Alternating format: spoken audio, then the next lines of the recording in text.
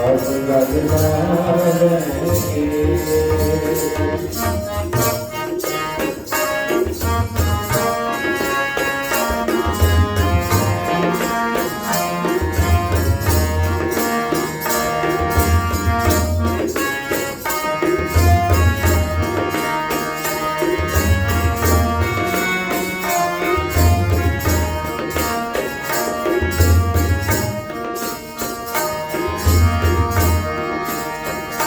प्रभु की जय कृपा निधान, हम हर गुण गावेंगे। प्रभु की जय कृपा निधान, हम हर गुण गावेंगे।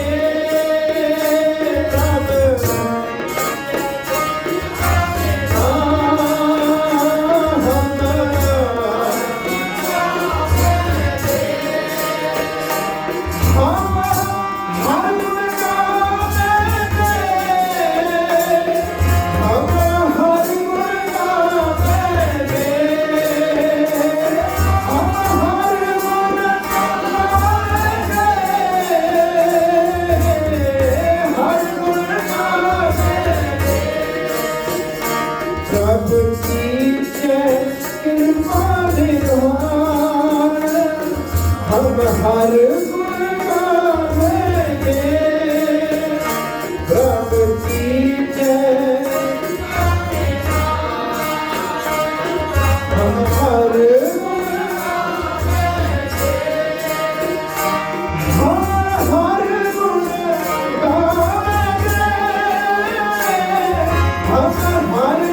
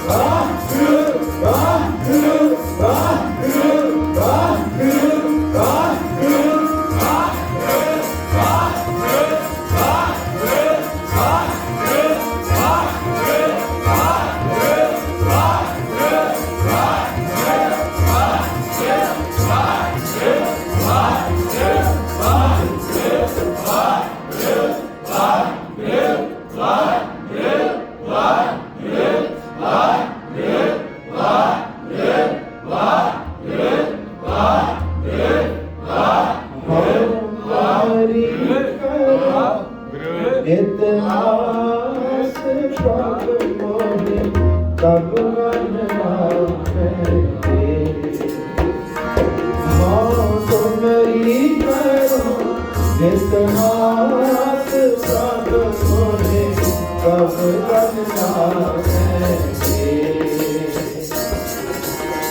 कब करना है कब मोहे कब करना है कब मोहे कब करना है कब मोहे कब करना है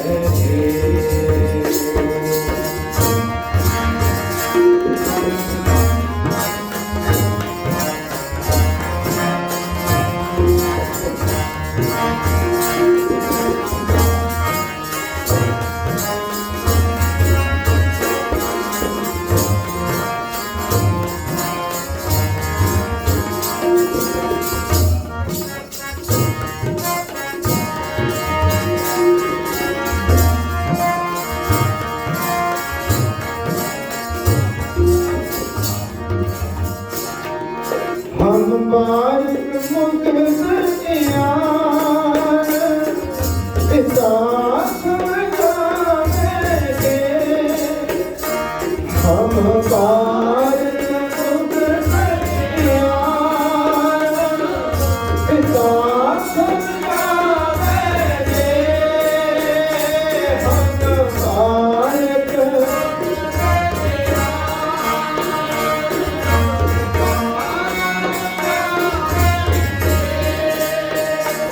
हम बारिक मुक्त यार पिता समझावेंगे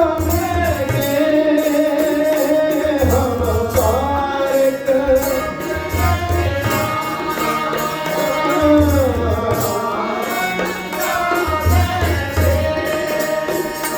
होत खिन खिन फूल बिगार होत खिन खिन फूल बिगार होत खिन खिन होत खिन खिन जगत बिसमावेंगे जगत बिसमावेंगे हम बारिक मुक्त यार हम बारिक मुक्त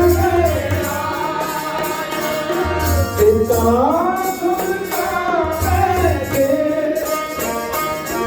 पिता समझावेंगे रामैया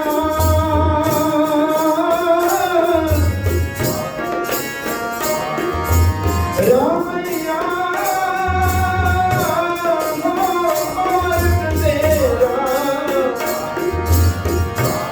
काहे न खंडस अरुण मेरा पिता समझावेंगे पिता समझावेंगे जो हर स्वामी तुम देहो जो हर स्वामी तुम सोई हम मांगेंगे सोई हम मांगेंगे मोहे दूधी नारी छोड़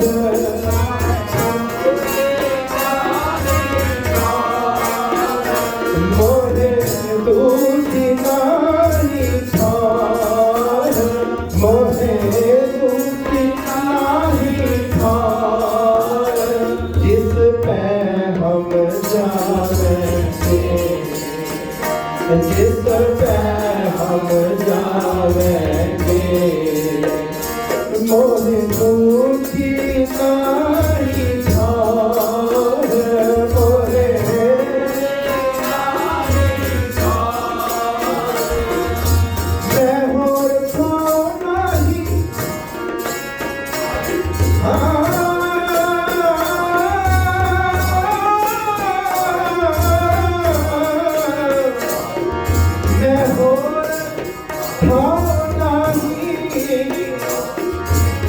जिस कह करो बिसंती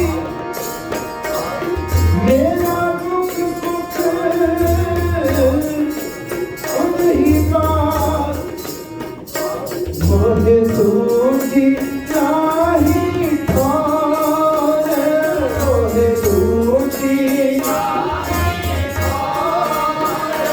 जिस पे हम जावेंगे जिस पे हम जावेंगे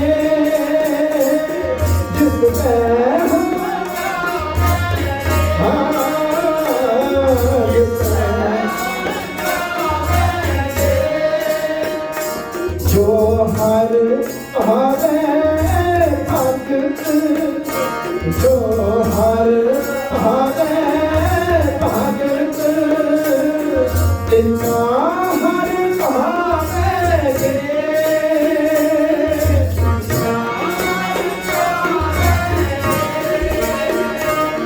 तिन्ना हर भावेंगे तिन्ना हर ज्योति ज्योत मिलाए ज्योति ज्योत मिलाए ज्योत रल जावेंगे ज्योत रल जावेंगे हर आपे होए कृपा हर आपे होए कृपा आप लिव लावेंगे जन नानक शरण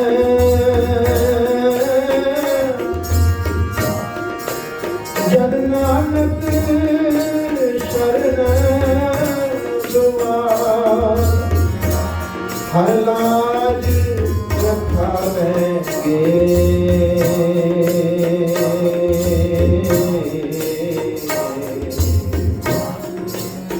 हर लाज रखावेंगे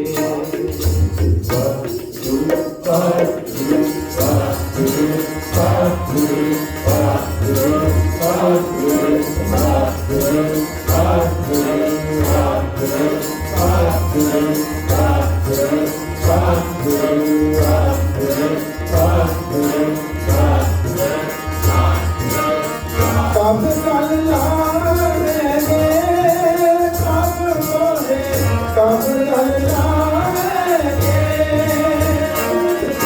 कब कल लावेंगे कब मोहे कब कल लावेंगे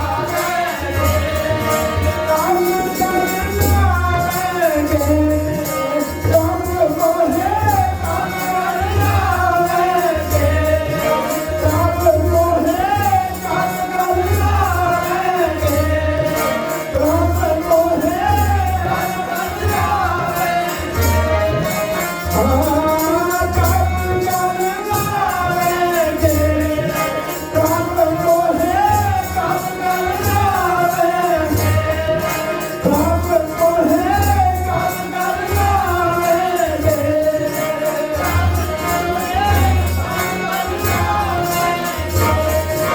वाहिगुरु वाहिगुरु वाहिगुरु वाहिगुरु वाहिगुरु वाहिगुरु वाहिगुरु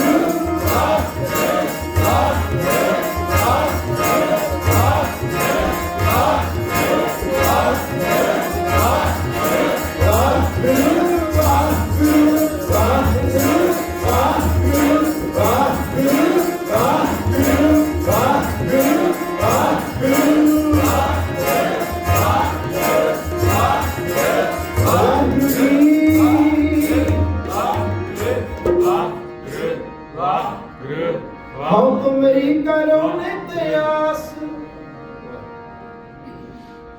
हाँ तुमरी करो नित्य आस प्रभु मोहे कब गल लावेंगे हो तुमरी करूं नित्य आस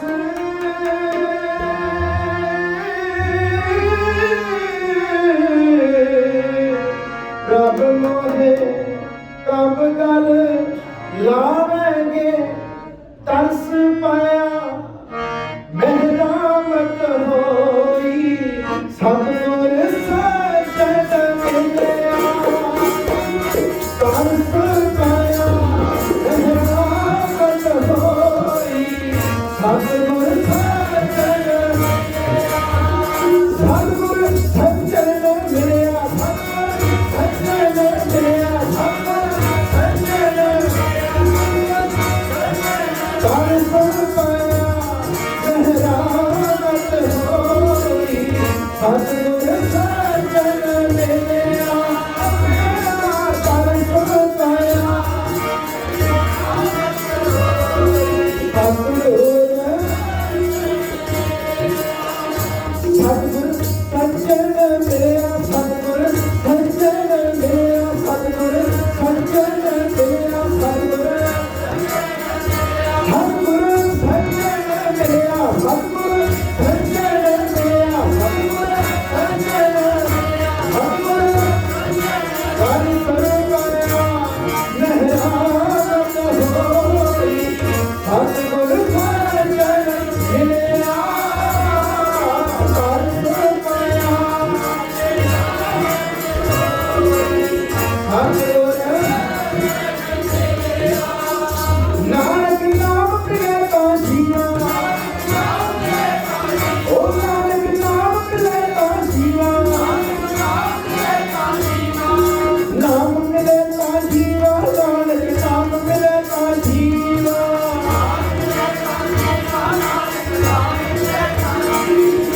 नाम मिले का जीवा नानक नाम मिले का जीवा नाम मिले का जीवा नाम मिले का जीवा नाम मिले का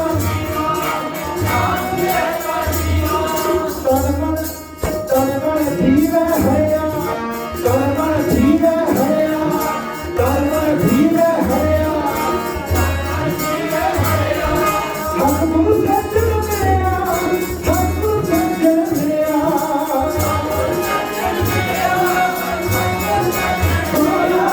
तरस पाया मेहरामत होई सतगुर सजन मिलया तरस पाया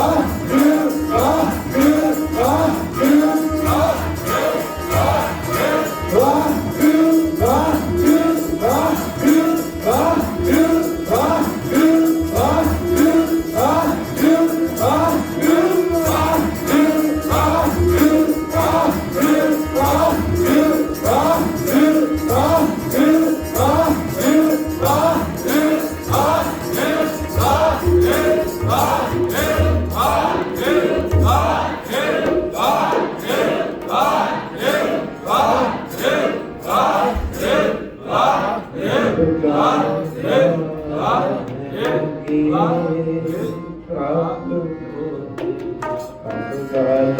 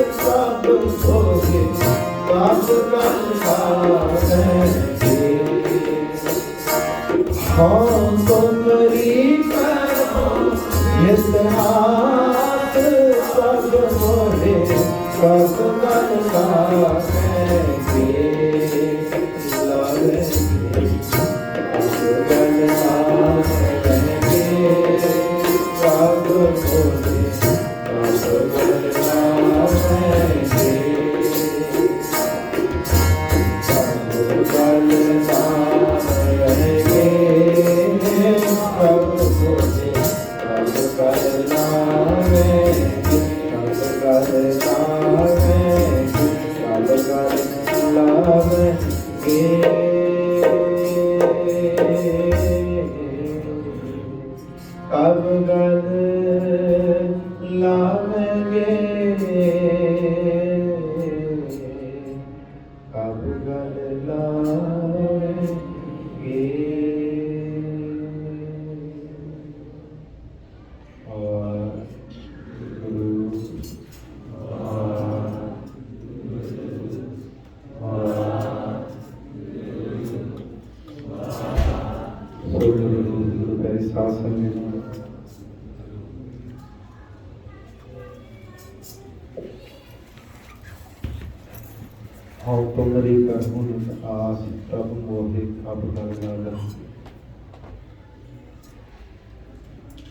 कर मिन्नत कर जोदरी है प्रभु मिलने का जी। जदों साडे अंदर इन्नी तड़प इन्ना प्यार हाँ रह ना सका बिन देखे प्रीत मां मैं नीर वह चलिया जी। मन च ये तड़प ये प्यार किदां पैदा हुंदा है कि वाकई ये रहे ना जावे जिहड़ा समां मिलाप ना होवे साडा। ये संगत हुण असीं सारिਆਂ ने रल के शब्द पढ़िया अपने तो झाती मारो मन साडा कित्थे आ गया कित्थे सी पिछे चले जाओ 2 घंटे साडे मन असीं तां ही मारे निक्का कमले होए पए बिन नामे जग कमला पहला तो ये याद करना भी मैनूं देही क्यों मिली फिर जो ये पता लग गया फिर मन च वो विराग पैदा होना तो दर्द पैदा होनी भी रह ना जाए बिना मिलाप तो ये बड़े भागे की निशानी। इसलिए इतों तक साढ़े मन की स्थिति होनी चाहिए है जो असी हुण सारे जिन्हों ने तो ध्यान जोड़िया जो हुण असी फील कर रहे हैं ये मन के अंदर ये चीज चाहिए फिर अगे तुरेगा फिर फुरना नहीं आएगा नहीं तो बार बार की करना फुरने मारो जिन्ना समय साढ़े अंदर चाह ही नहीं है मन से मैल ही नहीं चढ़ी हुई है धोता ही नहीं गया मन कोई फर्क नहीं मिलाप होवे ना होवे कोई फर्क नहीं सुते हैं फिर ये अगे नहीं मानता होगा उत्थे ही खड़ा है अज दे नहीं खड़े कई युग हो गया। इसलिए हर वक्त मन की स्थिति किवें रहे इसलिए आप बार बार कहते हैं भी जिथे जिथे तुहानूं पता लगता भी संगत हो रही जिथे भी पता लगता बेनती करते ना दास सही प्यारे मेल जिन्ना मिलिया तेरा नाम जितिया जिथे पता लगता भी कोई जोड़न की गल हो रही है महाराज कहते तित जाए बहु सतसंग की जिथे हर का हर नाम बिलोई है कहते उत्थे जाओ बहु कहते जिथे निंदा चुगली हो रही है मारे कहते तू दूरों ਸਾਖਤ ਸੰਗ ਨਾ ਕੀਜੀਏ ਦੂਰੋਂ ਜਾਈਏ ਭਾਗ। ਮਾਰੇ ਕਹਿੰਦੇ ਉੱਥੇ ਉੱਠੋ ਕਿਉਂ? ਕਿਉਂਕਿ ਸਾਡੇ ਸਵਾਸ ਲੱਗ ਰਹੇ ਆ। ਸਵਾਸ ਤਾਂ ਲੱਗਣੀ ਲੱਗਣੇ ਆ। ਚੰਗੀ ਜਗ੍ਹਾ ਖਰਚ ਕਰ ਲਓ, ਮਾੜੀ ਜਗ੍ਹਾ ਖਰਚ ਕਰ ਲਓ। ਇਸ ਲਈ ਮਨ ਦੀ ਇਹ ਅਵਸਥਾ ਹਰ ਵਕਤ ਅੰਦਰ ਤੜਫ ਰਵੇ ਵੀ ਮੇਰਾ ਖਿਲਾਫ ਹੋਵੇ। ਇਸ ਲਈ ਕਹਿੰਦੇ ਆ ਵੀ ਸੰਗਤ ਜ਼ਰੂਰੀ ਹੈ। ਇਸ ਲਈ ਕਹਿੰਦੇ ਆ ਵੀ ਐਤਵਾਰ ਤਾਂ ਆਪਾਂ ਕਰਦੇ ਘਰਾਂ ਵਿੱਚ ਵੀ ਕਰੋ, ਸਾਰੇ ਬੈਠਿਆ ਕਰੋ, ਸਿਮਰਨ ਕਰਿਆ ਕਰੋ, ਮਨ ਦੀ ਡਿੱਗਣਾ ਦਿਓ, ਇੱਥੋਂ ਮਨ ਡਿੱਗੇ ਨਾ, ਹਰ ਵਕਤ ਇਹ ਅੰਦਰ ਚਾਹ ਰਵੇ। ਇਸ ਲਈ ਤਾਂ ਕਹਿੰਦੇ ਆ ਵੀ ਘਰ ਦੇ ਵਿੱਚ ਇਕੱਠੇ ਸਿਮਰਨ ਕਰਿਆ ਕਰੋ, ਸੰਗਤ ਕਰਿਆ ਕਰੋ। ਇਸ ਲਈ ਕੋਸ਼ਿਸ਼ ਆਪਾਂ ਕਰਨੀ ਆ। ਆਓ ਗੁਰਮੁਖ ਪਿਆਰੇ ਆਪਣੇ ਪਾਸ ਪਹੁੰਚੇ ਨੇ ਭਾਈ ਸਾਹਿਬ ਜੀ ਗੁਰਸੇਵਕ ਸਿੰਘ ਜੀ। ਗੁਰਮੁਖਾਂ ਦਾ ਧੰਨਵਾਦ ਸਾਰੀ ਸੰਗਤ ਵੱਲੋਂ ਜਿਨ੍ਹਾਂ ਨੇ ਉਪਰਾਲਾ ਕੀਤਾ, ਜੋ ਗੁਰਮੁਖਾਂ ਤੋਂ ਸਿੱਖਿਆ। ਭਾਈ ਸੇਵਾ ਸਿੰਘ ਜੀ ਤਰਮਾਲਾ ਜੀ ਜੋ ਸੰਗ ਕੀਤਾ, ਜੋ ਗੁਰਮੁਖਾਂ ਤੋਂ ਸਿੱਖਿਆ, ਗੁਰਬਾਣੀ ਕਹਿ ਕੀ ਕਰੀ ਉਹ ਸਾਡੇ ਚ ਵੰਡ ਰਹੇ ਸਨ, ਸਾਡੇ ਚ ਵੰਡ ਰਹੇ ਆ। ਇਸ ਲਈ ਧੰਨਵਾਦੀ ਹਾਂ ਗੁਰਮੁਖਾਂ ਦੇ। ਸੋ ਆਓ ਗੁਰਮੁਖਾਂ ਤੋਂ ਫਿਰ ਆਪਾਂ ਗੁਰਬਾਣੀ ਦੀ ਵਿਚਾਰ ਸੁਣੀਏ। ਜਿੰਨਾ ਸਮਾਂ ਗੁਰਮੁਖਾਂ ਨੇ ਵਿਚਾਰ ਕਰਨੀ ਆ ਆਪਾਂ ਕੋਸ਼ਿਸ਼ ਕਰਨੀ ਆ, ਕਿਉਂਕਿ ਕੀਰਤਨ ਦਾ ਮਕਸਦ ਮੈਂ ਅੱਗੇ ਵੀ ਬੇਨਤੀ ਕਰਦਾ ਹੁੰਦਾ, ਕੀਰਤਨ ਦਾ ਮਕਸਦ ਇਹ ਹਾਰਮੋਨੀਅਮ ਵੱਜ ਰਿਹਾ, ਬਾਬਾ ਜੀ ਤਬਲਾ ਵਜਾ ਰਹੇ ਸੀਗੇ, ਇਹ ਸਾਜ਼ਾਂ ਦੁਆਰਾ ਨਾਲ ਗੁਰਬਾਣੀ ਗਾ ਰਹੇ ਆ। ਮਨ ਸਾਡਾ ਵੱਜ ਜਾਂਦਾ, ਜਦੋਂ ਮਨ ਸਾਡਾ ਵੱਜ ਜਾਂਦਾ, ਟਿਕ ਜਾਂਦਾ, ਖਿਲਰਿਆ ਹੋਇਆ ਨਾ ਮਨ ਵੈਸੇ ਜੇ ਟਿਕ ਜਾਂਦਾ, ਫਿਰ ਇਹਦੀ ਕਹਾਣੀ ਸੁਣਾਉਣ ਦੀ ਲੋੜ ਹੈ ਜੋ ਗੁਰਮੁਖਾਂ ਨੇ ਹੁਣ ਸਾਨੂੰ ਸੁਣਾਉਣੀ। ਇਹ ਸੁਣਨੀ ਜ਼ਰੂਰੀ, ਇੱਥੋਂ ਦਾ ਫਿਰ ਅਸੀਂ ਅੱਗੇ ਚੱਲਣਾ। ਇਸ ਲਈ ਆਓ ਗੁਰਮੁਖ ਜਿਹੜਾ ਹੁਣ ਸਟੇਜ ਤੇ ਆਉਂਦੇ ਨੇ, ਆਪਾਂ ਨੇਤਰਾਂ ਨੂੰ ਬੰਦ ਕਰੀਏ, ਸਾਰੇ ਸਿਮਰਨ ਦੇ ਨਾਲ ਜੁੜੀਏ। ਕਰਨ ਦੀ ਸ਼ੁਰੂ। ਵਾਹਿਗੁਰੂ ਵਾਹਿਗੁਰੂ ਵਾਹਿਗੁਰੂ ਵਾਹਿਗੁਰੂ ਵਾਹਿਗੁਰੂ ਵਾਹਿਗੁਰੂ ਵਾਹਿਗੁਰੂ ਵਾਹਿਗੁਰੂ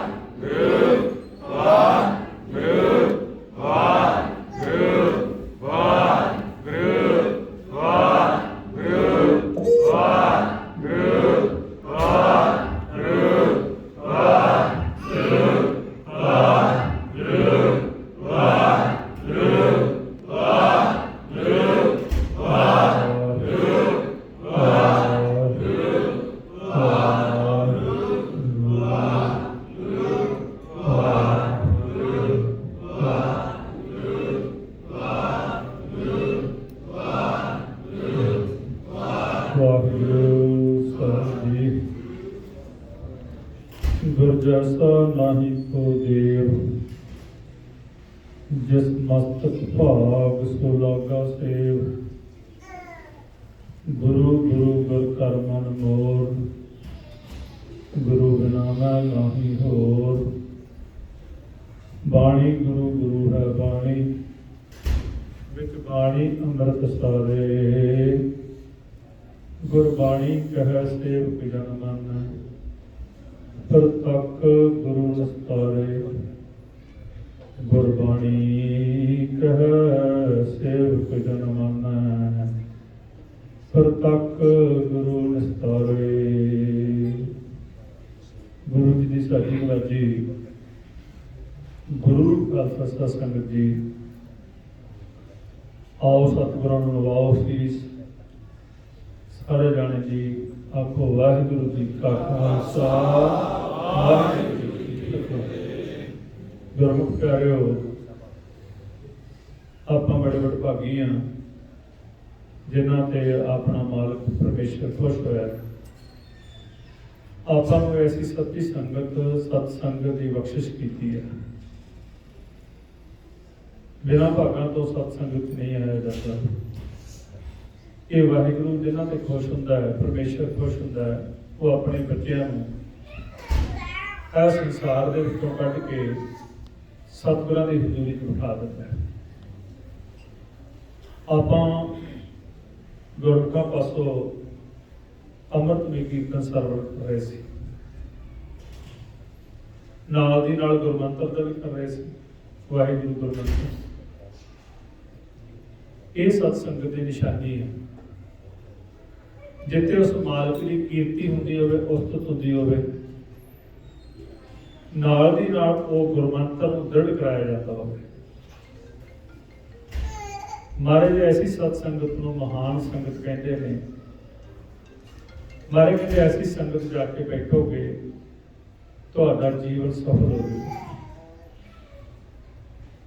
ਇਸ ਲਈ ਆਪਣੇ ਤੇ ਸਤਿਗੁਰਾਂ ਨੇ ਕਿਰਪਾ ਕੀਤੀ ਹੈ।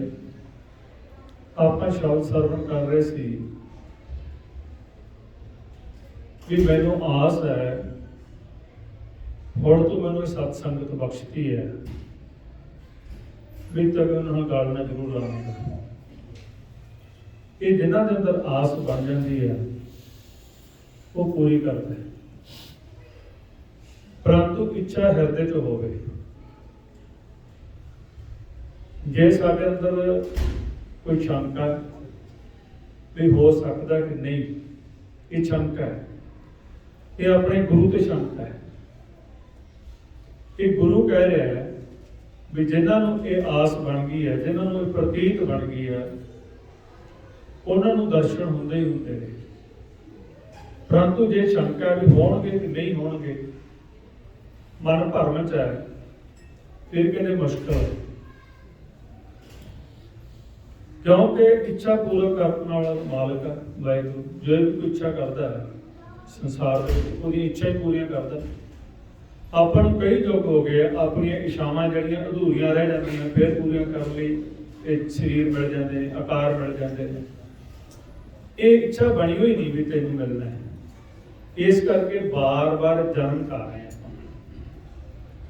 ਗੁਰਬਾਣੀ ਫਰਮਾਨ ਕਰਦੇ ਨੇ ਇੱਛਾ ਪੂਰਕ ਸਰਬ ਸੁਖ ਦਾਤਾ। ਉਹ ਜਿਹੜਾ ਦਾਤਾ ਹੈ ਉਹ ਸਾਰੀਆਂ ਇੱਛਾਵਾਂ ਪੂਰੀਆਂ ਕਰਦਾ ਤੁਹਾਡੀਆਂ। ਜਿਵੇਂ ਆਪਣੇ ਬੱਚੇ ਆ, ਉਹਨਾਂ ਦੀਆਂ ਇੱਛਾਵਾਂ ਲਈ ਆਪਾਂ ਸਾਰੀ ਜ਼ਿੰਦਗੀ ਲਾ ਦਿੰਦੇ ਹਾਂ। ਇਸੇ ਤਰ੍ਹਾਂ ਹੀ ਉਹ ਵਾਹਿਗੁਰੂ ਸਾਡੀ ਇੱਛਾ ਦੇਖਦਾ ਹੈ। ਉਹ ਦੇਖਦਾ ਵੀ, ਉਹ ਸੁਣਦਾ ਵੀ ਹੈ। ਜੋ ਗੁਰਬਾਣੀ ਸਮਝਾ ਰਹੇ ਨੇ, ਵੇਖਤ ਸੁਣਤ ਸਭ ਕੇ ਸੰਗੇ। ਉਹ ਦੇਖਦਾ ਵੀ ਹੈ ਤੇ ਸੁਣਦਾ ਵੀ ਹੈ। ਘਟ ਘਟ ਕੇ ਅੰਤਰ ਕੀ ਜਾਣਤ, ਭਲੇ ਬੁਰੇ ਕੀ ਪੀਰ ਪਛਾਣ। ਉਹ ਸਾਡੀ ਇੱਛਾ ਸਭ ਕੁਝ ਜਾਣਦਾ, ਦੇਖਦਾ। ਜੇ ਇਹ ਆਸ ਬਣ ਗਈ ਹੈ, ਜੇ ਪ੍ਰਤੀਤ ਬਣ ਗਈ ਹੈ, ਤਾਂ ਉਹ ਗਣਨਾ ਉਹਨਾਂ ਨੂੰ ਉਹਨੇ ਜ਼ਰੂਰ ਲਾਇਆ। ਇਸ ਲਈ ਇਹ ਪ੍ਰਤੀਤ ਹੈ। ਜਿੰਨਾ ਚਿਰ ਇਹ ਪ੍ਰਤੀਤ ਕਿੰਨਾ ਚਿਰ ਨਹੀਂ ਆਉਂਦੀ, ਜਿੰਨਾ ਚਿਰ ਸਤ ਸੰਗਤ ਨਹੀਂ ਮਿਲਦੀ। ਮਹਾਰਾਜ ਸਮਝਾ ਰਹੇ ਨੇ, ਇੱਕ ਨਾ ਦਰਸ਼ਨ ਕੀ ਪ੍ਰਤੀਤ ਨਾ ਆਈਆ, ਜਿੱਚਰ ਸ਼ਬਦ ਨਾ ਕਰੇ ਵਿਚਾਰ। ਜਿੰਨਾ ਚਿਰ ਸ਼ਬਦ ਦੀ ਵਿਚਾਰ, ਗੁਰਬਾਣੀ ਦੀ ਵਿਚਾਰ ਸਾਡੇ ਹਿਰਦੇ 'ਚ ਨਹੀਂ ਵਸਦੀ, ਉਹਨਾਂ ਚਿਰ ਪ੍ਰਤੀਤ ਨਹੀਂ ਬਣਦੀ। ਮਹਾਰਾਜ ਗੁਰਬਾਣੀ ਸਮਝਾ ਰਹੇ ਨੇ, ਤੁਸੀਂ ਦੇਖ ਵੀ ਰਹੇ ਹੋ ਉਸ ਨੂੰ। ਜਿਹਦੇ ਗਲ ਨਾਲ ਲੱਗਣਾ ਨਾ, ਤੁਸੀਂ ਜਾ ਕੇ ਜਿਹਦੇ ਤੁਹਾਨੂੰ ਗਲ ਨਾਲ ਲਾਉਣਾ ਹੈ, ਉਹਨੂੰ ਦੇਖ ਰਹੇ ਹੋ ਤੁਸੀਂ ਸਾਰੇ। ਦੇਖਦੇ ਹੋਇਆਂ ਵੀ ਤੁਸੀਂ ਪ੍ਰਤੀਤ ਨਹੀਂ ਕਰਨਾ, ਕਿਉਂਕਿ ਤੁਸੀਂ ਆਕਾਰ ਦੇਖਣ ਦੇ ਆਦੀ ਹੋ ਚੁੱਕੇ ਹੋ। ਨਿਰੰਕਾਰ ਨੂੰ ਤੁਸੀਂ ਜਾਣਦੇ ਨਹੀਂ, ਉਹ ਤਾਂ ਜਰਾ ਆਕਾਰ ਹੈ, ਉਹਦਾ ਕੋਈ ਆਕਾਰ ਨਹੀਂ, ਉਹਦਾ ਕੋਈ ਰੂਪ ਰੰਗ ਨਹੀਂ। ਮਾਰੇ ਕਹਿੰਦੇ ਉਹਨੂੰ ਸਾਰੇ ਹੀ ਦੇਖ ਰਹੇ ਨੇ, ਪਰ ਪ੍ਰਤੀਤ ਨਹੀਂ ਵੀ ਦੇਖ ਰਹੇ ਹਾਂ। ਜਿੰਨਾ ਚਿਰ ਸਾਨੂੰ ਇਹ ਗੁਰਬਾਣੀ ਦੇ ਸ਼ਬਦਾਂ ਦੁਆਰਾ ਭੇਤ ਨਹੀਂ ਆਉਂਦਾ ਵੀ ਅਸੀਂ ਦੇਖ ਹੀ ਰਹੇ ਸੀਗੇ, ਉਹ ਤਾਂ ਸਾਨੂੰ ਸਵਾਦ ਦੇ ਕੇ ਜਿੰਦਾ ਰੱਖ ਰਿਹਾ। ਮਹਾਰਾਜ ਸਮਝਾ ਰਹੇ ਨੇ, ਸਤਿਗੁਰ ਨੂੰ ਸਭ ਕੋ ਦੇਖਦਾ। ਉਹ ਜਿਹੜਾ ਵਾਹਿਗੁਰੂ ਹੈ, ਨਿਰੰਕਾਰ ਹੈ, ਸੱਚ ਹੈ, ਸਤਿਗੁਰ ਹੈ, ਉਹਨੂੰ ਸਾਰੇ ਦੇਖ ਰਹੇ ਨੇ। ਸਤਿਗੁਰ ਨੂੰ ਸਭ ਕੋ ਦੇਖਦਾ, ਚੇਤਾ ਜਗਤ ਸੰਸਾਰ। ਸਾਰੇ ਦੇਖ ਰਹੇ ਨੇ। ਕਹਿੰਦੇ ਡਿਠਾ ਮੁਕਤ ਨਾ ਹੋਵੇ, ਜਿੱਥੇ ਸ਼ਬਦ ਨਾ ਕਰੇ ਵਿਚਾਰ।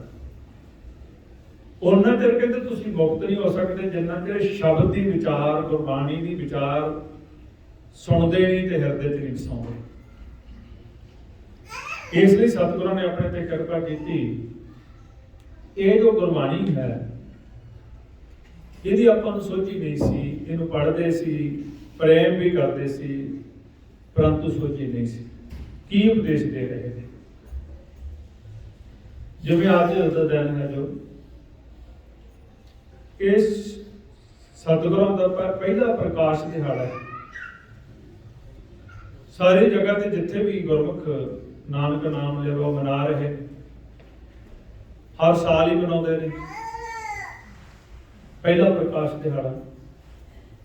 ਜਦੋਂ ਇਹ ਪੋਥੀ ਜਿਹੜੀ ਬਾਣੀ ਸੀ ਇਕੱਤਰ ਕੀਤੀ ਪੋਥੀ ਦੇ ਰੂਪ ਵੱਖ-ਵੱਖ ਗੁਰਮੁਖਾਂ ਦੀ ਵੱਖ-ਵੱਖ ਬਾਣੀ ਸੀ।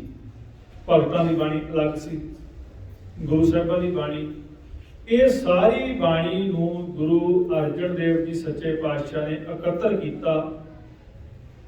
ਇਕੱਤਰ ਕਰਕੇ ਇਸ ਬਾਣੀ ਨੂੰ ਪੋਥੀ ਪਰਮੇਸ਼ਰ ਦਾ ਥਾਨ ਕਿਹਾ ਗਿਆ, ਕਿਉਂਕਿ ਬਾਣੀ ਉਸ ਪਰਮੇਸ਼ਰ ਵੱਲੋਂ ਉਚਾਰਨ ਕੀਤੀ ਗੁਰਮੁਖਾਂ ਦੇ ਰਾਹੀਂ। ਅੱਜ ਦੇ ਦਿਨ ਸ੍ਰੀ ਗੁਰੂ ਗ੍ਰੰਥ ਸਾਹਿਬ ਜੀ ਦਾ ਪ੍ਰਕਾਸ਼ ਪੋਥੀ ਪਰਮੇਸ਼ਰ ਦਾ ਥਾਨ ਹਰਮੰਦਰ ਸਾਹਿਬ ਦੇ ਵਿੱਚ ਅੰਮ੍ਰਿਤਸਰ ਦੀ ਧਰਤੀ ਤੇ ਪ੍ਰਕਾਸ਼ ਕੀਤਾ ਗਿਆ। 1604 ਈਸਵੀ ਦੇ ਵਿੱਚ ਲਗਭਗ ਅੱਜ ਤੋਂ 400 ਸਾਲ ਤੋਂ ਉੱਤੇ ਹੋ ਗਏ, 400 ਲਗਭਗ 16 ਸਾਲ ਦੇ ਕਰੀਬ ਹੋ ਗਏ। ਇੱਥੋਂ ਤੱਕ ਵੀ ਸਾਨੂੰ ਇਹ ਨਹੀਂ ਪਤਾ ਅੱਗੇ ਦਿਹਾੜੇ ਤਾਂ ਅਸੀਂ ਮਨਾਉਣੇ ਆ। ਜਦੋਂ ਕੋਈ ਦਿਹਾੜਾ ਹੁੰਦਾ ਨਾ, ਅੱਜ ਕੱਲ੍ਹ ਸਮਾਂ ਬੜਾ ਕਿਰਪਾ ਵਾਲਾ ਹੈ। ਸਵੇਰੇ ਜਦੋਂ ਉੱਠੋਗੇ ਤੁਹਾਡਾ ਫੋਨ ਭਰਿਆ ਪਿਆ ਹੁੰਦਾ ਵਧਾਈਆਂ ਦੇਣ ਵਾਲਾ। ਜੇ ਉਹਨਾਂ ਨੂੰ ਅੱਗੋਂ ਪੁੱਛ ਲਓ, ਉਹ ਚੁੱਪ ਹੋ ਜਾਂਦੇ ਸਾਰੇ। ਅਲੱਗ-ਅਲੱਗ ਗਰੁੱਪ ਬਣਾਏ ਹੁੰਦੇ ਨੇ, ਸਾਨੂੰ ਵੀ ਕੋਈ ਗਰੁੱਪ ਐਡ ਕਰ ਲੈਂਦੇ ਨੇ। ਕਈ ਵਾਰ ਨਿਕਲਦੇ ਆ ਵਿੱਚ ਹੁੰਦਾ ਵੀ ਕਿਉਂ ਛੱਡੋ, ਚਲੋ ਗੁੱਸਾ ਨਾ ਕਰ ਜਾਣ, ਚਲੋ ਕਿਤੇ ਨਾ ਕਿਤੇ ਰੱਬ ਦੀ ਗੱਲ ਤਾਂ ਕਰਨਗੇ, ਸੁਣਨਗੇ। ਅੱਜ ਸਵੇਰੇ ਮੈਂ ਉੱਠਿਆ, ਦੇਖਿਆ ਪਾਇਆ ਹੋਇਆ ਗਰੁੱਪ ਦੇ ਵਿੱਚ ਸਾਡੇ ਆਪਣੇ ਘਰ ਦੇ ਮੈਂਬਰ ਕੁਛ। ਮੈਂ ਕਿਹਾ ਚਲੋ ਇੱਥੋਂ ਗੱਲ ਸ਼ੁਰੂ ਕਰਦੇ ਹਾਂ ਵੀ ਅੱਜ ਪਹਿਲਾ ਪ੍ਰਕਾਸ਼ ਦਿਹਾੜਾ ਜੀ, ਵਧਾਈਆਂ ਹੋਵਣ। ਬਸ ਇੰਨਾ ਹੀ ਕੰਮ ਆ ਸਾਡਾ ਕੋਲ ਰਹਿ ਗਿਆ ਸਿੱਖਾਂ ਕੋਲ। ਮੈਂ ਇਹਦੇ ਚ ਸਵਾਲ ਕਰ ਦਿੱਤਾ ਵੀ ਇਹ ਜਿਹੜੇ ਪ੍ਰਕਾਸ਼ ਦਿਹਾੜਾ ਆਪਾਂ ਮਨਾ ਰਹੇ ਹਾਂ, ਇਹਦੀਆਂ ਵਧਾਈਆਂ ਵਾਕਈ ਬਣਦੀਆਂ, ਕਿਉਂਕਿ ਸਤਿਗੁਰ ਦਾ ਪਹਿਲਾ ਪ੍ਰਕਾਸ਼ ਦਿਹਾੜਾ। ਮੈਂ ਕਿਹਾ ਗੁਰੂ ਗ੍ਰੰਥ ਸਾਹਿਬ ਜੀ ਨਾਲ ਆਪਾਂ 3 ਸੰਬੰਧਿਤ ਪੁਰਬ ਮਨਾਉਣੇ ਆ ਗੁਰੂ ਗ੍ਰੰਥ ਸਾਹਿਬ ਜੀ ਦੇ, ਉਹਦੇ ਬਾਰੇ ਕੋਈ ਦੱਸੋ ਗਰੁੱਪ ਦੇ ਵਿੱਚੋਂ ਕਿਸੇ ਨੂੰ ਪਤਾ ਹੋਵੇ ਤਾਂ। ਸਭ ਚੁੱਪ ਕਰ ਗਏ, ਕਹਾਂ ਕਿਸੇ ਨੇ ਨਾ ਵਧਾਈਆਂ ਦਿੱਤੀਆਂ ਨਾ ਕੁਛ ਬੋਲੇ। ਇੱਕ ਦਾ ਬੋਲਿਆ ਵੀ, ਚਲੋ ਇੱਕ ਬੱਚੇ ਨੇ ਸੰਗਤ ਕੀਤੀ ਸੀ ਆਪਣੇ, ਉਹਨਾਂ ਨੇ ਜ਼ਰੂਰ ਦੱਸਤਾ ਵੀ ਅਸੀਂ ਗੁਰੂ ਗ੍ਰੰਥ ਸਾਹਿਬ ਜੀ ਦੇ 3 ਦਿਹਾੜੇ ਕਿਹੜੇ ਮਨਾਉਣੇ ਆ, ਸ਼ਾਇਦ ਆਪਾਂ ਨੂੰ ਵੀ ਨਾ ਪਤਾ ਹੋਵੇ। ਬਹੁਤਿਆਂ ਨੂੰ ਨਹੀਂ ਪਤਾ, ਕਿਉਂਕਿ ਮੈਨੂੰ ਵੀ ਨਹੀਂ ਪਤਾ ਸੀ। ਇਹ ਤਾਂ ਸਾਧੂਆਂ ਦਾ ਸੰਗ ਹੋਣ ਤੋਂ ਬਾਅਦ ਦੀਆਂ ਗੱਲਾਂ ਹੈ। ਇਹ ਜਿਹੜਾ ਪਹਿਲਾ ਪ੍ਰਕਾਸ਼ ਦਿਹਾੜਾ, ਜਦੋਂ ਪੋਥੀ ਨੂੰ ਪਰਮੇਸ਼ਰ ਦਾ ਥਾਨ ਗੁਰੂ ਅਰਜਨ ਦੇਵ ਜੀ ਨੇ ਬਾਣੀ ਇਕੱਤਰ ਕੀਤੀ, ਕਿਉਂਕਿ ਉਦੋਂ ਬਾਣੀ ਦੇ ਵਿੱਚ ਕੋਈ ਆਪਣੀ ਆਪਣੀ ਬਾਣੀ ਲਿਖਣ ਲੱਗ ਗਏ ਸੀ, ਨਾਨਕ ਪਦ ਲਾ ਕੇ। ਫਿਰ ਇਸ ਕਰਕੇ ਇਹ ਇਕੱਤਰ ਕਰਨੀ ਜ਼ਰੂਰੀ ਹੋ ਗਈ ਸੀ ਕਿ ਇਹਦੇ ਵਿੱਚ ਕੋਈ ਰਲ ਗੱਡ ਨਾ ਕਰ ਦੇਵੇ। ਬੜੀ ਤਰਤੀਬ ਨਾਲ ਬਾਣੀ ਨੂੰ ਜਦੋਂ ਦੇਖੋਗੇ, ਬੜੇ ਤਰਤੀਬ ਨਾਲ ਇਹ 'ਚ ਕੋਈ ਸ਼ਬਦ ਕੋਈ ਪਾਇਆ ਨਹੀਂ ਜਾ ਸਕਦਾ, ਗਿਣਤੀ ਲਿਖੀ ਹੋਈ ਸ਼ਬਦਾਂ ਦੀ। ਇਹਨੂੰ ਬੜੇ ਸਹਿਜ ਵਿਚਾਰਨ ਦੀ ਲੋੜ ਹੁੰਦੀ ਹੈ। ਦੂਜਾ ਦਿਹਾੜਾ ਅਸੀਂ ਗੁਰੂ ਗ੍ਰੰਥ ਸਾਹਿਬ ਜੀ ਦਾ ਮਨਾਉਣੇ ਆ, ਜਦੋਂ ਗੁਰੂ ਗੋਬਿੰਦ ਸਿੰਘ ਜੀ ਮਹਾਰਾਜ ਸੱਚੇ ਪਾਤਸ਼ਾਹ ਨੇ 9ਵੇਂ ਪਾਤਸ਼ਾਹ ਗੁਰੂ ਤੇਗ ਬਹਾਦਰ ਜੀ ਦੀ ਬਾਣੀ ਇਸ ਗੁਰਬਾਣੀ ਦੇ ਵਿੱਚ ਦਰਜ ਕਰਕੇ ਇਹਨੂੰ ਸੰਪੂਰਨਤਾ ਦਿੱਤੀ ਸੀ। ਉਹਨੂੰ ਗੁਰੂ ਗ੍ਰੰਥ ਸਾਹਿਬ ਦਾ ਸੰਪੂਰਨਤਾ ਦਿਵਸ ਆਪਾਂ ਮਨਾਉਂਦੇ ਆ। ਇਹ ਤਖਤ ਸ੍ਰੀ ਦਮਦਮਾ ਸਾਹਿਬ ਜਦੋਂ ਗੁਰੂ ਗੋਬਿੰਦ ਸਿੰਘ ਜੀ ਇਹਨਾਂ ਜੰਗਾਂ ਯੁੱਧਾਂ ਤੋਂ ਵਿਹਲੇ ਹੋਏ ਤੇ ਉਹਨਾਂ ਨੇ ਸਾਡੇ ਤੇ ਬੜਾ ਵੱਡਾ ਪਰਉਪਕਾਰ ਕੀਤਾ, ਕਿਉਂਕਿ ਜਿਹੜੀ ਗੁਰਬਾਣੀ ਪੋਥੀ ਪਰਮੇਸ਼ਰ ਦਾ ਥਾਨ ਸੀ ਉਹ ਮਨਮੁਖਾਂ ਕੋਲੇ ਜਾ ਚੁੱਕੀ ਸੀ, ਉਹਨਾਂ ਨੇ ਕਬਜ਼ਾ ਕਰ ਲਿਆ ਸੀ। ਗੁਰੂ ਸਾਹਿਬਾਂ ਨੂੰ ਪਤਾ ਸੀ ਕਿ ਆਉਣ ਵਾਲੇ ਸਮੇਂ ਦੇ ਵਿੱਚ ਇਹ ਅਗਵਾਈ ਕਰਨੀ ਹੈ। ਉਹਨਾਂ ਨੇ ਫਿਰ ਇਹ ਬਾਣੀ ਜਦੋਂ ਉੱਥੇ ਪਹੁੰਚੇ ਤਲਵੰਡੀ ਸਾਬੋ ਤੇ ਗੁਰਸਿੱਖਾਂ ਨੂੰ ਭੇਜਿਆ ਕਰਤਾਰਪੁਰ ਵਿਖੇ, ਜਿਹੜੀ ਕਿ ਅੱਜ ਵੀ ਕਰਤਾਰਪੁਰ ਦੇ ਵਿੱਚ ਬੀੜ ਇਹ ਮੌਜੂਦ ਹੈ, ਜਿਹੜੀ ਗੁਰੂ ਸਾਹਿਬਾਂ ਨੇ ਲਿਖਾਈ ਸੀ। ਉਹਨਾਂ ਨੇ ਅੱਗੋਂ ਜਵਾਬ ਦੇ ਦਿੱਤਾ, ਜੇ ਗੁਰੂ ਗੋਬਿੰਦ ਸਿੰਘ ਜੀ ਆਪਣੇ ਆਪ ਨੂੰ ਸਤਿਗੁਰੂ ਕਹਾਉਂਦੇ ਨੇ, ਨਾਨਕ ਦੀ ਗੱਦੀ ਦੇ ਵਾਰਸ ਨੇ, ਤੇ ਉਹ ਆਪ ਲਿਖ ਲੈਣ ਬਾਣੀ। ਤੇ ਮਹਾਰਾਜ ਸੱਚੇ ਪਾਤਸ਼ਾਹ ਨੂੰ ਜਦੋਂ ਗੁਰਸਿੱਖਾਂ ਨੇ ਆ ਕੇ ਦੱਸਿਆ, ਫਿਰ ਗੁਰੂ ਗੋਬਿੰਦ ਸਿੰਘ ਜੀ ਮਹਾਰਾਜ ਸੱਚੇ ਪਾਤਸ਼ਾਹ ਨੇ ਤੰਬੂ ਲਾ ਕੇ ਭਾਈ ਮਨੀ ਸਿੰਘ ਤੇ ਬਾਬਾ ਦੀਪ ਸਿੰਘ ਜੀ ਨੂੰ ਬਿਠਾ ਕੇ ਇਹ ਬਾਣੀ ਬ੍ਰਹਮ ਚੋਂ ਇਕੱਤਰ ਕੀਤੀ ਹੋਈ ਹੈ। ਇਹ ਸਾਰੀ ਬਾਣੀ ਉਹਨਾਂ ਨੇ ਬ੍ਰਹਮ ਚੋਂ ਇਕੱਠੀ ਕਰਕੇ, ਕਿਉਂਕਿ ਇਹ ਮੌਜੂਦ ਹੁੰਦਾ ਜੋ ਆਪਾਂ ਬੋਲਦੇ ਆ ਜੋ ਗੁਰਮੁਖਾਂ ਨੇ ਬਾਣੀ ਉਚਾਰਨ ਕੀਤੀ ਹੈ ਬ੍ਰਹਮ ਦੇ ਵਿੱਚ ਮੌਜੂਦ ਹੁੰਦੀ ਹੈ। ਉਹਨਾਂ ਨੇ ਸਾਰੀ ਬਾਣੀ ਇਕੱਤਰ ਕਰਕੇ ਸੰਪੂਰਨਤਾ ਦਿੱਤੀ ਉੱਥੇ, ਔਰ ਨਾਲ ਦੀ ਨਾਲ ਇਤਿਹਾਸ ਚਾਹੁੰਦਾ ਕਿ ਉੱਥੇ ਹਰ ਰੋਜ਼ ਇਹਦੀ ਵਿਚਾਰ ਵੀ ਕਰਦੇ ਸੀ। ਬਹੁਤ ਸਾਰੀਆਂ ਸੰਗਤਾਂ ਜਿਹੜੀਆਂ ਸੁਣਦੀਆਂ ਸੀ, ਉਹ ਸਾਰੇ ਦੇ ਸਾਰੇ ਗੁਰਮੁਖ ਸੱਚ 'ਚ ਸਮਾ ਗਏ, ਬਾਣੀ ਦਾ ਰੂਪ ਹੀ ਹੋ ਗਏ। ਇਸ ਕਰਕੇ ਉਹਨਾਂ ਦਾ ਜੀਵਨ ਹੀ ਬਦਲ ਗਿਆ। ਇਹ ਦੂਸਰਾ ਦਿਹਾੜਾ ਆਪਾਂ ਮਨਾਉਂਦੇ ਹਾਂ। ਤੀਸਰਾ ਦਿਹਾੜਾ ਆਪਾਂ ਮਨਾਉਂਦੇ ਹਾਂ ਜਦੋਂ ਗੁਰੂ ਗੋਬਿੰਦ ਸਿੰਘ ਜੀ ਮਹਾਰਾਜ ਸੱਚੇ ਪਾਤਸ਼ਾਹ ਸੱਚਖੰਡ ਬਿਆਨਾ ਕਰਨ ਲੱਗੇ ਹਜੂਰ ਸਾਹਿਬ ਦੀ ਧਰਤੀ ਤੇ ਗੁਰਸਿੱਖਾਂ ਨੇ ਪੁੱਛਿਆ, ਮਹਾਰਾਜ ਅੱਜ ਤੋਂ ਬਾਅਦ ਸਾਡੀ ਅਗਵਾਈ ਕੌਣ ਕਰੂਗਾ, ਸਾਨੂੰ ਇਹ ਸਿੱਖਿਆ ਕੌਣ ਦਊਗਾ ਅੱਗੇ। ਤੇ ਮਹਾਰਾਜ ਸੱਚੇ ਪਾਤਸ਼ਾਹ ਨੇ ਫਿਰ ਉੱਥੇ ਗੁਰੂ ਗ੍ਰੰਥ ਸਾਹਿਬ ਜੀ ਨੂੰ ਸਤਿਗੁਰਾਂ ਦਾ ਖਿਤਾਬ ਦਿੱਤਾ। ਆਪ ਸੱਚਖੰਡ ਚਲੇ ਗਏ। ਉਸ ਤੋਂ ਬਾਅਦ ਅੱਜ ਤੱਕ ਸ੍ਰੀ ਗੁਰੂ ਗ੍ਰੰਥ ਸਾਹਿਬ ਜੀ ਸਾਡਾ ਮਾਰਗਦਰਸ਼ਨ ਕਰ ਰਹੇ ਨੇ। ਪਰੰਤੂ ਦੁੱਖ ਦੀ ਗੱਲ ਹੈ ਕਿ ਅਸੀਂ ਇਹ ਦਿਹਾੜੇ ਤਾਂ ਮਨਾਉਂਦੇ ਹਾਂ, ਵੱਡੀ ਪੱਧਰ ਤੇ ਹੀ ਮਨਾਉਂਦੇ ਹਾਂ, ਪਰ ਗੁਰੂ ਗ੍ਰੰਥ ਸਾਹਿਬ ਜੀ ਕੀ ਉਪਦੇਸ਼ ਦੇ ਰਹੇ ਨੇ ਇਹ ਸਾਨੂੰ ਨਹੀਂ ਪਤਾ। ਅਸੀਂ ਸਿਰਫ ਦਿਨ ਮਨਾਉਂਦੇ ਹਾਂ, ਮਨਾਉਣੇ ਚਾਹੀਦੇ ਆ, ਕੋਈ ਮਾੜੀ ਗੱਲ ਨਹੀਂ, ਪਰੰਤੂ ਦਿਨ ਮਨਾਉਣ ਤੇ ਅਸੀਂ ਇੰਨਾ ਜ਼ੋਰ ਲਾ ਦਿੰਦੇ ਹਾਂ, ਜਿਹੜੀ ਗੁਰਬਾਣੀ ਦੇ ਵਿੱਚ ਤੱਤ ਸਾਰ ਹੈ ਉਹਦਾ ਭੇਤ ਕੋਈ ਦਿੰਦਾ ਹੀ ਨਹੀਂ। ਕਿਉਂਕਿ ਮੈਂ ਲੰਬਾ ਸਮਾਂ ਇਹ ਸਾਰੇ ਦਿਹਾੜੇ ਮਨਾਉਂਦਾ ਰਿਹਾ। ਮੈਂ ਪ੍ਰਬੰਧਕ ਸੇਵਾ 'ਚ ਵੀ ਸ਼੍ਰੋਮਣੀ ਕਮੇਟੀ ਦੇ ਵਿੱਚ ਡਿਊਟੀ ਕਰ ਰਿਹਾ। ਮੁੱਖ ਪ੍ਰਬੰਧਕ ਦੇ ਤੌਰ ਤੇ ਮਨਾਉਂਦੇ ਰਹੇ ਅਸੀਂ ਵੀ, ਪਰ ਸਾਨੂੰ ਵੀ ਨਹੀਂ ਪਤਾ ਹੁੰਦਾ ਸੀ। 22 ਸਾਲ ਦੀ ਉਮਰ ਤੋਂ ਮੈਂ ਸ਼ੁਰੂ ਕੀਤੀ ਸੀ ਡਿਊਟੀ, 35 ਸਾਲ ਦੀ ਮੇਰੀ ਉਮਰ ਹੋ ਗਈ ਸੀ। ਬਹੁਤ ਬਾਣੀ ਕੰਠ ਸੀ, ਬਹੁਤ ਬਾਣੀ ਪੜ੍ਹੀ ਸੀ, ਬੜੇ ਪ੍ਰੇਮ ਨਾਲ ਸਾਰਾ ਕੁਝ ਕਰਦੇ ਸੀ, ਪਰ ਪਤਾ ਕੱਖ ਨਹੀਂ ਸੀ। ਉਹ ਅਕਾਲ ਪੁਰਖ ਨੇ ਸਾਡੇ ਤੇ ਤਰਸ ਕੀਤਾ, ਅੰਦਰੋਂ ਪ੍ਰੇਮ ਸੀ। ਜਿਹਦੇ ਅੰਦਰ ਪ੍ਰੇਮ ਹੁੰਦਾ, ਤਰਸ ਕਰਦਾ ਵਾਹਿਗੁਰੂ। ਫਿਰ ਜਿਵੇਂ ਆਪਾਂ ਸ਼ਬਦ ਸਰਵਣ ਕਰ ਰਹੇ ਸੀ, ਇਹ ਗੁਰੂ ਰਾਮਦਾਸ ਸੱਚੇ ਪਾਤਸ਼ਾਹ ਦਾ ਸ਼ਬਦ ਸੀ। ਉਹ ਜਦੋਂ ਤਰਸ ਕਰਦਾ ਸਾਡੇ ਤੇ, ਫਿਰ ਸਾਨੂੰ ਸਾਧੂ ਦਾ ਮਿਲਾਪ ਹੁੰਦਾ ਹੈ, ਗੁਰਮੁਖਾਂ ਦਾ ਮਿਲਾਪ ਹੁੰਦਾ ਹੈ।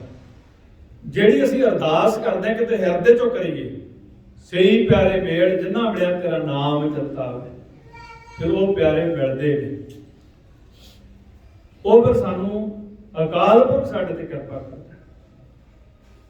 ਜਦੋਂ ਸਾਧੂਆਂ ਦਾ ਸੰਗ ਹੁੰਦਾ, ਫਿਰ ਸਾਨੂੰ ਇਹ ਜੋ ਗੁਰਬਾਣੀ ਦਾ ਉਪਦੇਸ਼ ਆ, ਇਹ ਸਾਨੂੰ ਪਤਾ ਲੱਗਦਾ ਹੈ ਗੁਰਬਾਣੀ 'ਚ ਕੀ ਉਪਦੇਸ਼ ਦਿੱਤਾ ਗਿਆ।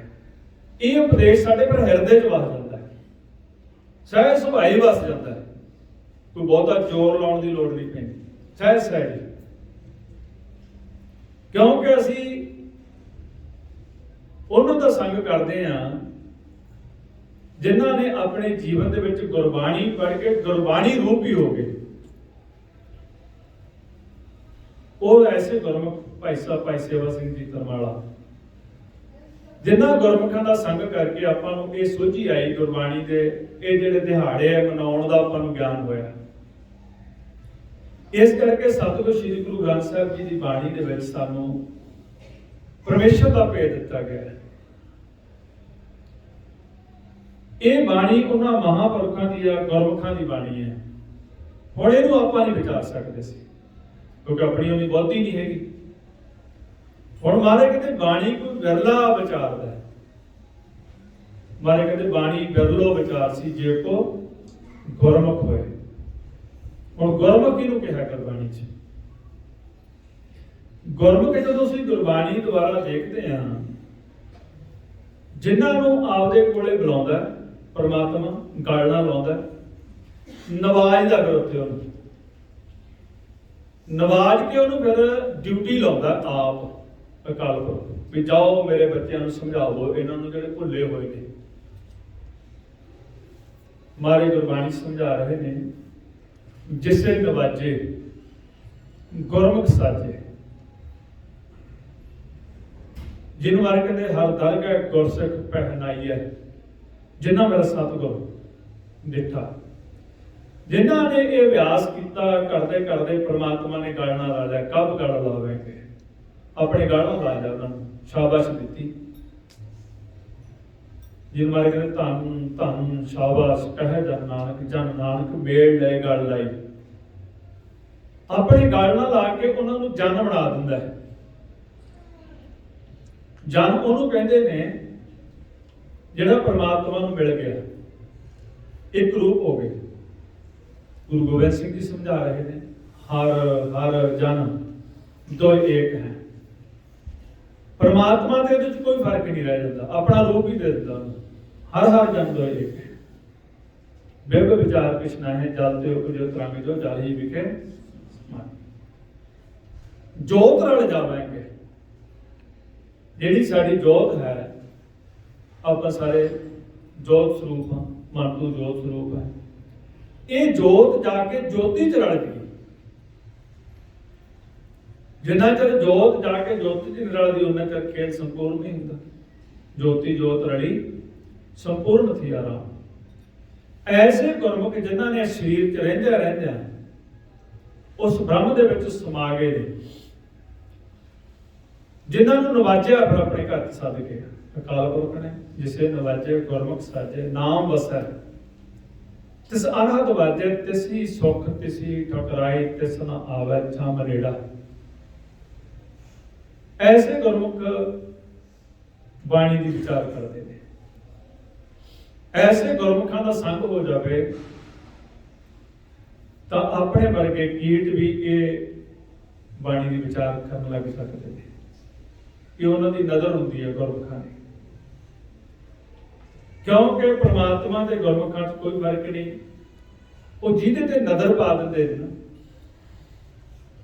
ਮਾਰੇ ਕਹਿੰਦੇ ਉਹਦੇ ਮਨ ਨੂੰ ਨਿਰਮਲ ਕਰ ਦਿੰਦੇ ਨੇ। ਕਿਉਂਕਿ ਮਨ ਵਿਚਾਰਾਂ 'ਚ ਹੁੰਦਾ, ਵਿਕਾਰਾਂ 'ਚ ਹੁੰਦਾ। ਮਹਾਰਾਜ ਗੁਰਬਾਣੀ 'ਚ ਐਸੇ ਗੁਰਮੁਖਾਂ ਨੂੰ ਵਡਿਆਈ ਦਿੰਦੇ ਨੇ ਜਿਹੜੇ ਹਰੀ ਨੂੰ ਮਿਲੇ ਹੋਏ ਨੇ, ਹਰੀ ਰੂਪ ਨੇ, ਜਨ ਨੇ, ਖਾਲਸੇ ਨੇ। ਉਹਨਾਂ ਨੂੰ ਮਹਾਰਾਜ ਵਡਿਆਈ ਦਿੰਦੇ ਨੇ। ਕਹਿੰਦੇ ਐਸੇ ਜਨ, ਐਸੇ ਗੁਰਮੁਖ ਦੀ ਨਜ਼ਰ ਪੈਣ ਦੇ ਨਾਲ ਸਾਡੇ ਮਨ ਦੇ ਸਾਰੇ ਮੈਲ ਲੈ ਜਾਂਦੀ ਹੈ। ਗੁਰਬਾਣੀ 'ਚ ਫਰਮਾਨ ਕਰਦੇ, ਜੋ ਮਿਲਿਆ ਹਰ ਦੀਵਾਨ ਸੇ ਸਭਨੀ ਦੀਵਾਨੀ ਮਿਲਿਆ, ਜਿੱਥੇ ਉਹ ਜਾਏ ਤਿਸੇ ਉਹ ਸੁਰਖਰੂ, ਉਸਕੇ ਮੂੰਹ ਡਿੱਠੇ ਸਭ ਪਾਪੀ ਤਰਿਆ। ਉਸ ਅੰਤਰ ਨਾਮ ਨਿਧਾਨ ਹੈ, ਨਾਮੋ ਪਰਵਰਿਆ। ਉਹ ਨਾਮ ਰੂਪ ਹੋ ਜਾਂਦੇ ਨੇ, ਹਰੀ ਰੂਪ ਹੋ ਜਾਂਦੇ ਨੇ, ਉਹ ਸ਼ਬਦ ਰੂਪ ਹੋ ਜਾਂਦੇ ਨੇ, ਸ਼ਬਦ 'ਚ ਸਮਾ ਜਾਂਦੇ ਨੇ। ਜਿਹਨੂੰ ਗੁਰਬਾਣੀ ਸਮਝਾਇਆ ਨਾ, ਸ਼ਬਦ ਸਮਾਏ ਬੁਝੇ ਹਰ ਸੋਏ। ਉਹ ਆਪਾ ਖਤਮ ਹੋ ਜਾਂਦਾ ਉਹਨਾਂ ਦਾ, ਆਪ ਗਵਾ ਕੇ ਉਹਨਾਂ ਨੇ ਕੀ ਕੀਤਾ, ਸ਼ਬਦ ਰੂਪ ਹੋ ਗਏ। ਇਸ ਕਰਕੇ ਆਪਾਂ ਉਹਨਾਂ ਗੁਰਮੁਖਾਂ ਦਾ ਸੰਗਤ ਕੀਤਾ, ਤਾਂ ਆਪਾਂ ਨੂੰ ਗੁਰਬਾਣੀ ਦੀ ਸੋਝੀ ਹੋਈ ਆ, ਤਾਂ ਆਪਾਂ ਇਹ ਦਿਹਾੜੇ ਮਨਾ ਰਹੇ ਨੇ। ਇਹ ਦਿਹਾੜੇ ਮਨਾਏ ਗਏ ਤਾਂ ਸਫਲ ਹੋਣੇ ਨੇ ਜੇ ਅਸੀਂ ਗੁਰੂ ਦੀ ਗੱਲ ਨੂੰ ਮੰਨਾਂਗੇ ਤਾਂ ਜੇ ਪਤਾ ਹੋਊਗਾ। ਪਤਾ ਤਾਂ ਲੱਗੂ ਜੇ ਸਤ ਸੰਗਤ ਮਿਲੂਗੀ। ਸਤ ਸੰਗਤ ਤੋਂ ਬਿਨਾਂ ਇਹ ਪਤਾ ਹੀ ਨਹੀਂ ਲੱਗ ਸਕਦਾ। ਹੁਣ ਸਤ ਸੰਗਤ ਕਿਹੜੀ ਕਹਿੰਦੇ ਨੇ ਗੁਰਬਾਣੀ 'ਚ? ਸਤ ਸੰਗਤ ਦਾ ਭੇਦ ਦਿੱਤਾ ਹੋਇਆ। ਸਤ ਸੰਗਤ ਕੈਸੀ ਕਹਾਣੀ ਹੈ ਜਿੱਥੇ ਇੱਕੋ ਨਾਮ, ਜਿੱਥੇ ਨਾਮ ਦਾ ਭੇਦ ਦਿੱਤਾ ਜਾਂਦਾ, ਬ੍ਰਹਮ ਦਾ ਭੇਦ ਦਿੱਤਾ ਜਾਂਦਾ, ਸੱਚ ਦਾ ਭੇਦ ਦਿੱਤਾ ਜਾਂਦਾ ਹੋਵੇ, ਉਹੀ ਸਤ ਸੰਗਤ ਹੈ। ਇਸ ਕਰਕੇ ਜਿਹੜੇ ਸਾਧੂ ਹੁੰਦੇ ਨੇ, ਗੁਰਮੁਖ ਹੁੰਦੇ ਨੇ, ਉਹ ਗੁਰਮੁਖ ਫਿਰ ਸਾਨੂੰ ਇਹ ਭੇਦ ਦਿੰਦੇ ਨੇ ਅਕਥ ਦਾ। ਅਕਥ ਹੈ ਜਿਹਨੂੰ ਬਿਆਨ ਨਹੀਂ ਕੀਤਾ ਜਾ ਸਕਦਾ, ਉਹਨੂੰ ਬੇਅੰਤ ਵੀ ਕਹਿ ਦਿੱਤਾ ਗਿਆ। ਜਿਹਦਾ ਕੋਈ ਅੰਤ ਨਹੀਂ ਅਜੇ ਤੱਕ ਪਾ ਸਕਿਆ, ਉਹਨੂੰ ਕਹਿੰਦੇ ਅਕਥ। ਉਸ ਅਕਥ ਨੂੰ ਮਿਲਣ ਤੋਂ ਬਾਅਦ ਫਿਰ ਇਹ ਸੰਸਾਰ ਇੱਕ ਕਹਾਣੀ ਆ। ਸੰਸਾਰ ਇੱਕ ਕੀ ਆ? ਪਰਮੇਸ਼ਰ ਤੋਂ ਪੈਦਾ ਹੋਇਆ ਉਹਦਾ ਦੂਜਾ ਰੂਪ ਆ। ਇਹਨੂੰ ਕਹਾਣੀ ਕਹਿੰਦੇ ਨੇ। ਫਿਰ ਉਹ ਸਾਧੂ ਜਨ, ਉਹ ਗੁਰਮੁਖ ਜਨ ਅਕਥ ਕਹਾਣੀ ਕਰਦੇ ਨੇ,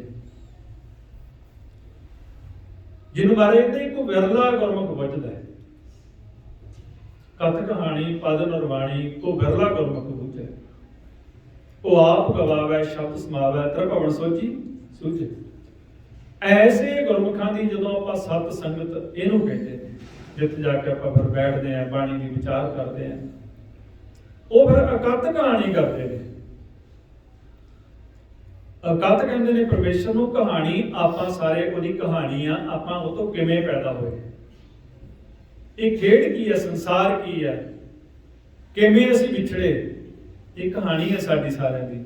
ਆਪਾਂ ਸਾਰੇ ਵਿਛੜੇ ਹੋਏ ਹਾਂ, ਆਪਣੀ ਕਹਾਣੀ ਹੈ, ਸਾਰਿਆਂ ਦੀ ਕਹਾਣੀ ਇੱਕੋ ਹੀ ਹੈ। ਜਿੰਨਾ ਮਰਜ਼ੀ ਗੱਲ ਕਰ ਲਓ ਜਾ ਕੇ, ਸਾਰੇ ਮਨ ਨੇ, ਸਾਰੇ ਮਨਾਂ ਦੀ ਕਹਾਣੀ ਹੈ, ਕਿਉਂਕਿ ਇੱਕ ਚੋਂ ਪੈਦਾ ਹੋਏ ਆਪਾਂ ਸਾਰੇ। ਹੁਣ ਆਪਣੀ ਜਿਹੜੀ ਕਹਾਣੀ ਹੈ ਉਹ ਆਪਾਂ ਨੂੰ ਜਦੋਂ ਸੁਣਾਈ ਜਾਂਦੀ ਹੈ, ਫਿਰ ਆਪਣਾ ਮਨ ਸੁਣ ਕੇ ਮੰਨ ਜਾਵੇ ਕਿ ਹਾਂ ਇਹ ਮੇਰੀ ਕਹਾਣੀ ਹੈ, ਮੇਰਾ ਵਿਛੋੜਾ ਪਿਆ ਹੋਇਆ ਹੈ। ਇਹ ਮਨ ਮੰਨਦਾ ਹੀ ਨਹੀਂ, ਇਹਨੂੰ ਪਤਾ ਹੀ ਨਹੀਂ ਪਹਿਲਾਂ ਤਾਂ ਵਿਛੋੜਾ ਵੀ ਕੋਈ ਚੀਜ਼ ਹੈ। ਪਹਿਲਾਂ ਤਾਂ ਇਹ ਵੀ ਨਹੀਂ ਪਤਾ ਕਿ ਵਿਛੋੜਾ ਕਿਵੇਂ ਪਿਆ, ਕਿੱਥੋਂ ਪਿਆ, ਕਿਹਦੇ ਨਾਲ ਪਿਆ। ਕਈਆਂ ਨੂੰ ਤਾਂ ਪਤਾ ਹੀ ਨਹੀਂ ਲੱਗਦਾ, ਸਾਰੀ ਜ਼ਿੰਦਗੀ ਲੰਘ ਜਾਂਦੀ ਹੈ। ਇਹ ਸੰਗਤ 'ਚ ਆ ਕੇ ਜਦੋਂ ਸਾਨੂੰ ਇਹ ਕਹਾਣੀ ਸੁਣਾਈ ਜਾਂਦੀ ਆ, ਸਾਡੀ ਕਹਾਣੀ ਸੁਣਾਈ ਦੇ, ਫਿਰ ਸਾਡੇ ਅੰਦਰ ਇਹ ਪਤਾ ਲੱਗਦਾ ਵੀ ਹਾਂ ਮੇਰਾ ਵਿਛੋੜਾ ਪਿਆ ਹੋਇਆ ਪਰਮੇਸ਼ਰ ਨਾਲੋਂ। ਇਹ ਮਨੁੱਖਾ ਜਨ ਮਿਲਿਆ ਮਿਲਣ ਲਈ ਬਸ। ਇਹ ਸ਼ਬਦ ਜੋ ਆਪਾਂ ਬਹੁਤ ਸੁਣਿਆ, ਚੇਤੇ ਵੀ ਆ, ਭਈ ਪ੍ਰਾਪਤ ਮਨੁੱਖ ਦੇ ਹੁਰੀਆ ਗੋਬਿੰਦ ਮਿਲਣ ਕੀ। ਇਹ ਉਦੋਂ ਪਤਾ ਲੱਗਦਾ ਜਦੋਂ ਆਪਾਂ ਸਤ ਸੰਗਤ 'ਚ ਬੈਠਾਂਗੇ ਵੀ ਹਾਂ ਮੇਰੀ ਇੱਕ ਵਾਰੀ ਹੈ, ਮੇਰਾ ਇੱਕ ਮੌਕਾ ਹੈ ਪਰਮਾਤਮਾ ਨੂੰ ਮਿਲਣ ਦਾ, ਇਹ ਲੰਘ ਨਾ ਜਾਵੇ ਕਿਤੇ। ਹੁਣ ਗੋਬਿੰਦ ਮਿਲਣ ਕੀ ਤੇਰੀ ਹੋਈ ਹੈ, ਅਵਰ ਕਾਜ ਤੇਰੇ ਕਿਤੇ ਨਾ ਕਾਮ, ਮਿਲ ਸਾਧ ਸੰਗਤ ਭਜ ਇਹੀ ਅਵਸਲਾ। ਕੇਵਲ ਨਾਮ ਜਪੋਰੇ ਪ੍ਰਾਣੀ ਪਰੋ ਏਕ ਕੀ, ਇਹੀ ਕੰਮ ਆਪਣਾ ਬਸ, ਇਹੀ ਆਪਣਾ ਕੰਮ ਆ ਬਸ। ਹੋਰ ਬਾਕੀ ਕੰਮ ਨਹੀਂ ਕੋਈ ਵੀ। ਬਾਕੀ ਕੰਮ ਜਿਹੜੇ ਆਪਾਂ ਕਰ ਰਹੇ ਆ ਉਹ ਅਵਰ ਕਾਜ ਤਾਂ ਕਹਤਾ ਕਿ ਉਹ ਦੂਜੇ ਲਈ ਹੈ। ਜਿਵੇਂ ਆਪਾਂ ਤੁਹਾਨੂੰ ਪਾਲਣ ਲਈ ਕੋਈ ਨੌਕਰੀ ਕਰਦੇ, ਦਿਹਾੜੀ ਕਰਦੇ, ਬਿਜ਼ਨਸ ਕਰਦੇ, ਕਰਨਾ ਪੈਣਾ, ਤੁਹਾਨੂੰ ਪਾਲਣਾ, ਨਾਲ ਨਾਲ ਆਪਣਾ ਕੰਮ ਕਰਨਾ ਹੈ। ਆਪਣਾ ਕੰਮ ਫਿਰ ਆਪਾਂ ਨੂੰ ਪਤਾ ਹੀ ਨਹੀਂ ਹੁੰਦਾ ਪਹਿਲਾਂ ਤਾਂ। ਜਦੋਂ ਐਸੀ ਸਤ ਸੰਗਤ ਮਿਲਦੀ ਹੈ ਫਿਰ ਸਾਨੂੰ ਪਤਾ ਲੱਗਦਾ ਤੂੰ ਆਪਦਾ ਕੰਮ ਵੀ ਕਰ, ਫਿਰ ਅਸੀਂ ਆਪਣਾ ਕੰਮ ਸ਼ੁਰੂ ਕਰ ਦਿੰਦੇ ਹਾਂ। ਗੁਰਬਾਣੀ ਸਮਝਾ ਰਹੇ ਨੇ, ਹਰ ਹਰ ਨਿਤ ਜਪੋ ਜੀਓ, ਲਾਹਾ ਖਟੋ ਦਿਹਾੜੀ। ਇਹ ਆਪਾਂ ਨੂੰ ਲਾਹਾ ਹੈ ਬਸ, ਜਿੰਨਾ ਆਪਾਂ ਜਪ ਲਿਆ, ਜਿੰਨੀ ਉਸਤਤ ਕਰ ਲਈ, ਜਿੰਨਾ ਸਮਾਂ ਉਹਦੇ ਨਾਲ ਜੁੜੇ, ਇਹੀ ਲਾਹਾ, ਇਹੀ ਦਿਹਾੜੀ ਹੈ ਸਾਡੀ ਮਨ ਦੀ। ਬਾਕੀ ਜਿੰਨਾ ਵੀ ਸਮਾਂ ਅਸੀਂ ਭੁੱਲ ਗਏ ਉਹ ਸਾਰਾ ਦਾ ਸਾਰਾ ਵਿਅਰਥ ਚਲਿਆ ਗਿਆ। ਫਿਰ ਸਾਨੂੰ ਸਤ ਸੰਗਤ 'ਚ ਆ ਕੇ ਜਦੋਂ ਮਨ ਗਿਆਨ ਦੁਆਰਾ ਇਹ ਸਮਝਦਾ ਹੈ, ਗੁਰ ਗਿਆਨ ਦੀ ਉਹ ਮਨ ਸਮਝਾ, ਫਿਰ ਇਹਨੂੰ ਪਤਾ ਲੱਗਦਾ ਵੀ ਮੈਨੂੰ ਘਾਟਾ ਪੈ ਰਿਹਾ। ਫਿਰ ਇਹ ਆਪਣਾ ਕੰਮ ਨਾਲ ਨਾਲ ਕਰਨ ਲੱਗ ਜਾਂਦਾ ਹੈ। ਜਿਹੜਾ ਮਾਲਕ ਹੈ, ਵਾਹਿਗੁਰੂ ਆ, ਉਹ ਦੇਖਦਾ ਹੈ। ਇਸ ਕਰਕੇ ਆਪਾਂ ਹੁਣ ਲੱਗੇ ਹੋਏ ਕਿੰਨੀ ਦੇਰ ਤੋਂ, ਕਾਫੀ ਦੇਰ ਤੋਂ ਗੁਰਮੁਖ ਲੱਗੇ ਹੋਏ। ਕਈ ਵਾਰ ਮਨ 'ਚ ਵਿਰਾਗ ਵੀ ਆ ਜਾਂਦਾ ਜੀ, ਬੜਾ ਸਮਾਂ ਹੋ ਗਿਆ। ਉਹ ਕਹਿੰਦੇ ਵੀ ਅਜੇ ਤੇਰੇ ਅੰਦਰ ਸਾਰਾ ਗਿਆਨ ਤਾਂ ਹੋ ਗਿਆ, ਤੂੰ ਅਜੇ ਤੱਕ ਆਤਮ ਸਮਰਪਣ ਨਹੀਂ ਕੀਤਾ, ਸਰੈਂਡਰ ਨਹੀਂ ਕੀਤਾ। ਅਜੇ ਮਨ ਦੇ ਵਿੱਚ ਕਿਤੇ ਨਾ ਕਿਤੇ ਕੋਈ ਨਾ ਕਿਤੇ ਰੁਕਾਵਟ ਹੈ, ਕਿਉਂਕਿ ਤੂੰ ਸਮਰਪਣ ਨਹੀਂ ਹੋ ਰਿਹਾ। ਤਾਂ ਕਰਕੇ ਇਹ ਰੁਕਾਵਟ ਬਣ ਜਾਂਦੀ ਹੈ। ਪਰੰਤੂ ਦੇਖਦਾ ਹੈ, ਮਾਰੇ ਕਹਿੰਦੇ ਵੀ ਜਿਵੇਂ ਉਹ ਬਖਸ਼ਿੰਦ ਹੈ, ਆਪਾਂ ਵੀ ਦੇਖਦੇ ਹਾਂ ਕਈ ਵਾਰ ਮਨ ਆਦਤਾਂ ਨਹੀਂ ਛੱਡਦਾ ਆਪਣੀਆਂ। ਇਹ ਮਨ ਕਈ ਵਾਰ ਇਧਰ ਨੂੰ ਜਾਂਦਾ ਹੈ, ਪਰ ਮਾਰੇ ਕਹਿੰਦੇ ਗਿਆਨ ਤੁਹਾਨੂੰ ਦਿੱਤਾ ਕਿ ਤੁਸੀਂ ਇਹਨੂੰ ਮੋੜੋ, ਆਪਣੇ ਮਨ ਨੂੰ ਆਪ ਮੋੜੋ। ਤੁਸੀਂ ਬਸ ਜਗਾ ਕੇ ਰੱਖੋ, ਜਾਂਦਾ ਰੋਕੋ। ਜਿਹਨੂੰ ਮਹਾਰਾਜ ਗੁਰਬਾਣੀ ਸਮਝਾ ਰਹੇ ਨੇ, ਮਨ ਲੋਚਿਆ ਬੁਰਾਈਆਂ ਗੁਰ ਸ਼ਬਦੀ ਇਹ ਮਨ ਹੋਲੀ ਹੈ। ਗੁਰੂ ਦੇ ਸ਼ਬਦ ਵਾਲਾ ਰੋਕੋ, ਨਹੀਂ ਗੁਰੂ ਪਤਾ ਲੱਗ ਗਿਆ ਰੋਕੋ। ਉਦੋਂ ਹੀ ਗੁਰੂ ਦੇ ਸ਼ਬਦ ਨੂੰ ਦ੍ਰਿੜ ਕਰਨ ਲੱਗ ਪਏ। ਭੁੱਲ ਜਾਂਦੇ ਨਾ ਆਪਾਂ, ਫਿਰ ਚੇਤੇ ਕਰੋ, ਆਪਾਂ ਨੂੰ ਗਿਆਨ ਆ ਗਿਆ। ਇਹੀ ਤਾਂ ਗੁਰਬਾਣੀ ਦਾ ਗਿਆਨ ਹੈ, ਇਹੀ ਤਾਂ ਦਿਹਾੜੇ ਮਨਾਉਣ ਦਾ ਫਾਇਦਾ ਹੈ। ਇਸ ਕਰਕੇ ਮਨ ਦੀ ਆਦਤ ਬਣ ਚੁੱਕੀ ਹੈ। ਪਰ ਪਰਮਾਤਮਾ ਜਿਹੜਾ ਹੈ, ਜੇ ਉਹ ਦੇਖੇ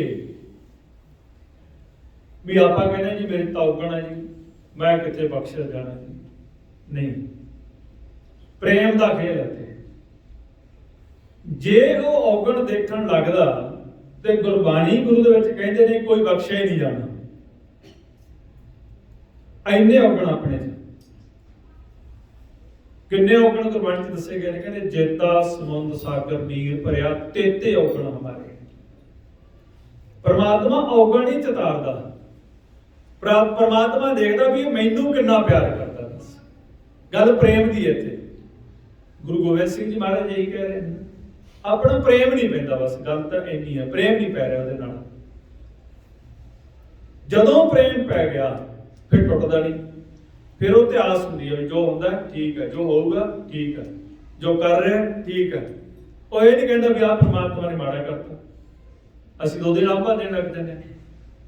ਇੱਥੋਂ ਤੱਕ ਮੈਂ ਤਾਂ ਦੇਖਦਾ ਕਈ ਵਾਰ ਕਹਿਣਗੇ ਜੀ ਸਿਮਰਨ ਕਰਨ ਲੱਗੇ ਸਾਡਾ ਤਾਂ ਕੰਮ ਹੀ ਵਿਗੜਨ ਲੱਗ ਗਏ। ਇਹ ਜਿਹੜਾ ਆਂਭੇ ਦੇ ਦਿੰਦੇ ਆ ਵੀ ਰੱਬ ਕੋਈ ਕੰਮ ਵਿਗਾੜਦਾ ਕਿਸੇ ਦਾ। ਕੋਈ ਪਿਤਾ ਚਾਹੁੰਦਾ ਮੇਰੇ ਬੱਚੇ ਦਾ ਕੰਮ ਵਿਗੜੇ, ਉਹਦੇ 'ਚ ਵੀ ਕੋਈ ਭਲਾ ਹੀ ਹੁੰਦਾ ਹੈ। ਇਹ ਨਹੀਂ ਹੈ ਕੋਈ ਨੁਕਸਾਨ ਕਰ ਰਿਹਾ, ਉਹ ਭਲਾ ਹੀ ਆ। ਬਸ ਹਰ ਗੱਲ 'ਚ ਭਲਾ ਹੀ ਆ ਬਸ। ਇਸ ਕਰਕੇ ਸਾਡਾ ਮਨ ਸ਼ੰਕਾ ਕਰ ਲੈਂਦਾ ਹੈ, ਪ੍ਰਤੀਤ ਨਹੀਂ ਹੈਗੀ ਪਿਤਾ ਤੇ। ਇਸ ਕਰਕੇ ਮਾਰੇ ਕਹਿੰਦੇ ਵੀ ਉਹ ਔਗਣ ਨਹੀਂ ਦੇਖਦਾ, ਉਹ ਕੀ ਦੇਖਦਾ ਹੈ। ਗੁਰੂ ਗੋਬਿੰਦ ਸਿੰਘ ਜੀ ਕਹਿੰਦੇ ਸਾਚ ਕਹੋ ਸੁਣ ਲਿਓ ਸਭੈ, ਜਨ ਪ੍ਰੇਮ ਕੀਓ ਤਿਨ ਹੀ ਪ੍ਰਭ ਪਾਇਓ। ਬਸ ਪ੍ਰੇਮ ਦਾ ਖੇਲ ਹੈ। ਗੁਰਮੁਖਾਂ ਨੇ ਅੰਦਰ ਪ੍ਰੇਮ ਪੈਦਾ ਕੀਤਾ। ਗੁਰਬਾਣੀ ਪ੍ਰੇਮ ਪੈਦਾ ਕਰਦੀ ਹੈ। ਤੇ ਗੁਰਬਾਣੀ ਪੜ੍ਹ ਕੇ ਜੇ ਪ੍ਰੇਮ ਹੀ ਨਹੀਂ ਪੈਦਾ ਹੋਇਆ ਫਿਰ ਪੜ੍ਹਦੇ ਵੀ ਆਪਾਂ ਕੀ ਹੈ। ਇਹ ਜਿਵੇਂ ਬਾਣੀ ਨੂੰ ਵਿਚਾਰਾਂਗੇ ਨਾ ਫਿਰ ਪ੍ਰੇਮ ਪੈਦਾ ਹੁੰਦਾ ਉਹਦੇ ਨਾਲ। ਖੇਲ ਪ੍ਰੇਮ ਦਾ, ਜਿੰਨਾ ਪ੍ਰੇਮ ਸਾਨੂੰ ਇੱਧਰ ਪਿਆ ਹੋਇਆ ਹੈ ਇੰਨਾ ਹੀ ਪ੍ਰੇਮ ਉਹਦੇ ਨਾਲ ਪੈ ਜਾਵੇ ਕਿਤੇ। ਇਸ ਕਰਕੇ ਖੇਲ ਪ੍ਰੇਮ ਦਾ। ਸੁੱਤ ਖੈਨ ਖੈਨ ਭੂਲ ਬੁਗਾੜ, ਤੇ ਖੈਨ ਖੈਨ ਭੁੱਲਣ ਹਾਰਾ ਆਪਣਾ ਮਨ ਤਾਂ। ਕਈ ਵਾਰ ਇੱਥੇ ਮਨ ਕਹਿ ਦਿੰਦਾ ਜੀ, ਕਿਉਂਕਿ ਸਾਰਾ ਖੇਲ ਹੀ ਇੰਨਾ ਕਠਿਨ ਹੈ ਵੀ ਇੱਥੇ ਵੀ ਛੱਡ ਕੇ ਭੱਜ ਜਾਂਦਾ ਵੀ ਯਾਰ ਗੱਲ ਤਾਂ ਬਣਦੀ ਨਹੀਂ, ਬਣ ਜੂਗੀ, ਚਿੰਤਾ ਕਿਉਂ ਕਰਦੇ। ਉਹ ਦੇਖਦਾ ਹੈ, ਪ੍ਰਤੀਤ ਹੋਣੀ ਚਾਹੀਦੀ ਹੈ, ਲੱਗੇ ਰਹੋ ਕੋਈ ਗੱਲ ਨਹੀਂ। ਹੁਣ ਜੰਗ ਦੇ ਮੈਦਾਨ 'ਚ ਆ ਹੀ ਗਏ ਹੋ ਤੇ ਚਾਰ ਪੈਣੀਆਂ ਵੀ ਤੇ ਚਾਰ ਮਾਰਨੀਆਂ ਵੀ ਪੈਣੀਆਂ ਨਾ। ਮੈਦਾਨੇ ਜੰਗ 'ਚ ਕੀ ਹੁੰਦਾ, ਦੋ ਹੀ ਗੱਲਾਂ ਹੁੰਦੀਆਂ, ਜਾਂ ਤਾਂ ਜੰਗ ਦੇ ਵਿੱਚ ਜਿੱਤ ਤੇ ਜਾਂ ਸ਼ਹੀਦੀ। ਪੱਕੜ ਵੀ ਹੋ ਜਾਈਦਾ, ਸਭ ਕੁਝ ਹੀ ਹੋ ਸਕਦਾ ਜੰਗ ਦੇ ਮੈਦਾਨ ਦੇ ਵਿੱਚ। ਹੁਣ ਆਪਾਂ ਮੈਦਾਨੇ ਜੰਗ 'ਚ ਆ ਚੁੱਕੇ ਹਾਂ। ਹੁਣ ਜੰਗ ਲੜਨਾ ਵੀ ਨਹੀਂ ਚਾਹੁੰਦੇ, ਲੜਨੀ ਪੈਣੀ ਹੈ। ਨਿੱਤ ਦਾ ਜੰਗ ਹੈ, ਨਿੱਤ ਦਾ ਜੀਵਨ ਆ। ਜਿਉਂ ਸਵੇਰੇ ਉੱਠਣਾ ਹੈ, ਇਧਰੋਂ ਪੰਜਾਂ ਨੇ ਆ ਜਾਣਾ, ਉਧਰੋਂ ਆਪਾਂ ਆ ਜਾਣਾ, ਜੰਗ ਸ਼ੁਰੂ ਹੋ ਜਾਣੀ ਹੈ। ਹੁਣ ਜੰਗ ਦੇ ਵਿੱਚ ਕੀ ਹੁੰਦਾ ਹੈ, ਦੋਨਾਂ ਪਾਸਿਆਂ ਤੋਂ ਹਥਿਆਰ ਹੁੰਦੇ ਨੇ ਤੇ ਸਾਨੂੰ ਗੁਰੂ ਨੇ ਸ਼ਬਦ ਦਿੱਤਾ, ਹਥਿਆਰ ਹੈ ਸ਼ਬਦ। ਗੁਰੂ ਦੇ ਸ਼ਬਦ ਦਾ ਰੱਖਿਆ ਚੱਕਰ ਬਣਾਉਣਾ ਸੀ। ਗੁਰੂ ਕਾ ਸ਼ਬਦ ਰਖਵਾਰੇ ਚੌਕੀ ਕੋ ਕਰਦਾ ਮਾਰੇ, ਰਾਮ ਨਾਮ ਮਨ ਲੱਗਾ ਜੰਮ ਲੈ ਜਾਏ। ਜੰਮ ਨੇੜੇ ਹੀ ਹੋਣਗੇ, ਪੰਜ ਨੇੜੇ ਨਹੀਂ ਆ ਸਕਦੇ। ਕਹਿੰਦੇ ਜੇ ਤੁਸੀਂ ਗੁਰੂ ਦੇ ਸ਼ਬਦ ਦਾ ਇੰਨਾ ਰੱਖਿਆ ਚੱਕਰ ਬਣਾ ਲਓ। ਤਾਂ ਹੀ ਤਾਂ ਭਾਈ ਸਾਹਿਬ ਕਹਿੰਦੇ ਹੁੰਦੇ ਸੀ ਵੀ ਗੁਰਮੰਤਰ ਦਾ ਇੰਨਾ ਅਭਿਆਸ ਕਰੋ ਕਿ ਤੁਹਾਡੇ ਰੋਮ ਰੋਮ ਚ ਵਸ ਜਾਵੇ ਸ਼ਬਦ। ਇਸ ਕਰਕੇ ਸ਼ਬਦ ਦਾ ਰੱਖਿਆ ਚੱਕਰ ਬਣਾਉਣਾ ਸੀ, ਉਹ ਅਸੀਂ ਬਣਾਇਆ ਨਹੀਂ। ਇਸ ਕਰਕੇ ਸਾਨੂੰ ਹਥਿਆਰ ਦਿੱਤਾ ਗਿਆ ਇਹ ਸ਼ਬਦ। ਜਿਉਂ ਹੀ ਉਹ ਪੰਜ ਵਾਰ ਕਰਨਗੇ ਅੱਗੋਂ ਗੁਰੂ ਦੇ ਸ਼ਬਦ ਦਾ ਰੱਖਿਆ ਚੱਕਰ ਬਣਾਓ। ਇਹ ਯੁੱਧ ਹੈ। ਤਾਂ ਕਰਕੇ ਗੁਰਬਾਣੀ ਦੇ ਵਿੱਚ ਸਾਨੂੰ ਕਿਹਾ ਗਿਆ ਵੀ ਇਹ ਨਿੱਤ ਦਾ ਖੇਲ ਹੈ। ਇਹ ਖੇਲ ਸਮਝੋ ਪਹਿਲਾਂ ਤਾਂ ਕੀ ਹੈ, ਫਿਰ ਤੁਹਾਡਾ ਉਹਦੇ ਨਾਲ ਪਿਆਰ ਪੈ ਜਾਊਗਾ। ਉਹਨੂੰ ਆਵਾਜ਼ ਮਾਰੋਗੇ, ਜਦੋਂ ਉਹਨੂੰ ਆਵਾਜ਼ ਮਾਰੋਗੇ ਪ੍ਰੇਮ 'ਚ, ਮਾਰੀ ਜਾਓਗੇ, ਮਾਰੀ ਜਾਓਗੇ, ਹਟੋਗੇ ਹੀ ਨਹੀਂ, ਉਹਦਾ ਦਰ ਛੱਡੋਗੇ ਹੀ ਨਹੀਂ। ਇੱਕ ਦਰ ਦੇ ਹੋ ਜਾਓਗੇ, ਦੂਜੇ ਦਰ ਤੇ ਜਾਓਗੇ ਹੀ ਨਹੀਂ। ਫਿਰ ਉਹਨੂੰ ਦਰ ਤੇ ਪੈ ਤੇ ਆਪਣੇ, ਫਿਰ ਕਹਿੰਦੇ ਸ਼ਰਮ ਪਈ ਨਰਾਇਣੇ ਨਾਨਕ ਦਰ ਪੈਣਾ, ਜਦੋਂ ਦਰ ਹੀ ਨਹੀਂ ਛੱਡਦੇ। ਫਿਰ ਉਹ ਸਾਨੂੰ ਆਪ ਗਾਲਾਂ ਲਾ ਲੈਂਦਾ ਹੈ। ਪਰ ਸਾਡਾ ਮਨ ਕਿੰਨਾ ਚਿਰ ਦਰ ਤੇ ਬੈਠਾ ਹੈ ਇਹ ਆਪਾਂ ਦੇਖਣਾ। ਸਾਡਾ ਮਨ ਥੋੜਾ ਜਿਹਾ ਚਿਰ ਦਰ ਤੇ ਬੈਠਾ, ਫਿਰ ਦਰ ਛੱਡ ਕੇ ਭੱਜ ਜਾਂਦਾ। ਉਧਰ ਆਵਾਜ਼ ਮਾਰ ਲੈਂਦੇ ਨੇ। ਪ੍ਰੇਮ ਕਿਹਦੇ ਨਾਲ ਆ? ਪੰਜਾਂ ਨਾਲ। ਜਦੋਂ ਅਸੀਂ ਥੋੜਾ ਜਿਹਾ ਸਿਮਰਨ ਕਰਦੇ ਹਾਂ, ਦਰ ਤੇ ਜਾਂਦੇ ਹਾਂ, ਫਿਰ ਵਿਚਾਰ ਆਉਣ ਲੱਗ ਜਾਂਦੇ ਨੇ। ਉਹ ਵਿਚਾਰ ਕੌਣ ਦੇ ਰਿਹਾ ਹੈ? ਆਪਾਂ ਤਾਂ ਲੈ ਨਹੀਂ ਰਹੇ, ਪੰਜ ਦੇ ਰਹੇ ਨੇ। ਹੁਣ ਆਪਾਂ ਦੇਖਣਾ ਹੈ ਕਿ ਵਿਚਾਰ ਉਹ ਦੇਣ ਲੱਗੇ, ਲੈਣਾ ਕਿ ਨਹੀਂ ਲੈਣਾ। ਕੋਈ ਵਸਤੂ ਆ ਸੰਸਾਰ ਦੇ ਵਿੱਚ, ਆਪਾਂ ਨੂੰ ਪਤਾ ਹੈ ਵੀ ਆ ਜ਼ਹਿਰ ਆ, ਇਹ ਖਾਣ ਦੇ ਨਾਲ ਮੇਰੀ ਮੌਤ ਹੋ ਜਾਣੀ ਹੈ। ਆਪਾਂ ਨੂੰ ਕੋਈ ਦੇਵੇ, ਆਪਾਂ ਲੈ ਲਾਂਗੇ। ਆਪਾਂ ਨੂੰ ਗੁਰਬਾਣੀ ਦੇ ਵਿੱਚ ਦੱਸਿਆ ਕਿ ਤੁਸੀਂ ਅੰਮ੍ਰਿਤ ਛਾੜ ਵਿਖੇ ਵਿਖ ਖਾਏ। ਇਹ ਵਿਖ ਦੇ ਰਹੇ ਨੇ ਤੁਹਾਨੂੰ, ਤੁਸੀਂ ਕਿਉਂ ਲੈ ਰਹੇ ਹੋ? ਨਾ ਲਵੋ, ਬਚਾਅ ਕਰੋ ਆਪਦਾ। ਇਸ ਕਰਕੇ ਆਪਾਂ ਆਪਣੇ ਮਨ ਨੂੰ ਸਮਝਾਉਣਾ ਹੈ ਗਿਆਨ ਦੁਆਰਾ ਵੀ ਇਹ ਵਿਚਾਰ ਦੇਣਗੇ, ਫਿਰ ਰੋਕ ਲਓ। ਮਨ ਦਾ ਇੰਨਾ ਜ਼ਿਆਦਾ ਪਿਆਰ ਪੈ ਚੁੱਕਿਆ ਹੁੰਦਾ ਹੈ, ਜਿਵੇਂ ਆਪਾਂ ਅਭਿਆਸ ਕਰਾਂਗੇ ਹੌਲੀ ਹੌਲੀ ਕਿਰਪਾ ਹੁੰਦੀ ਹੈ। ਕਈ ਵਾਰ ਇਹ ਅੱਗੇ ਸੁਣਨ 'ਚ ਜਾਂਦਾ ਹੈ, ਸੁਣਨ ਦੇ ਵਿੱਚ ਮਨ ਜਾਗੂਗਾ ਜਾ ਕੇ, ਪਰ ਜਾਗ ਕੇ ਕੀ ਦੇਖਦਾ ਹੈ? ਆਕਾਸ਼ ਲੋਕ ਦੇ ਵਿੱਚ ਕੀ ਦੇਖਣ ਲੱਗ ਜਾਂਦਾ? ਆਕਾਰ। ਆਪਾਂ ਨੂੰ ਸੁਪਨਾ ਆ ਜਾਂਦਾ। ਫਿਰ ਆਪਾਂ ਕਹਿੰਦੇ ਨੇ ਸਿਮਰਨ ਕਰਦੇ ਸੀ, ਸੁਪਨਾ ਚੱਲ ਪੈਂਦਾ।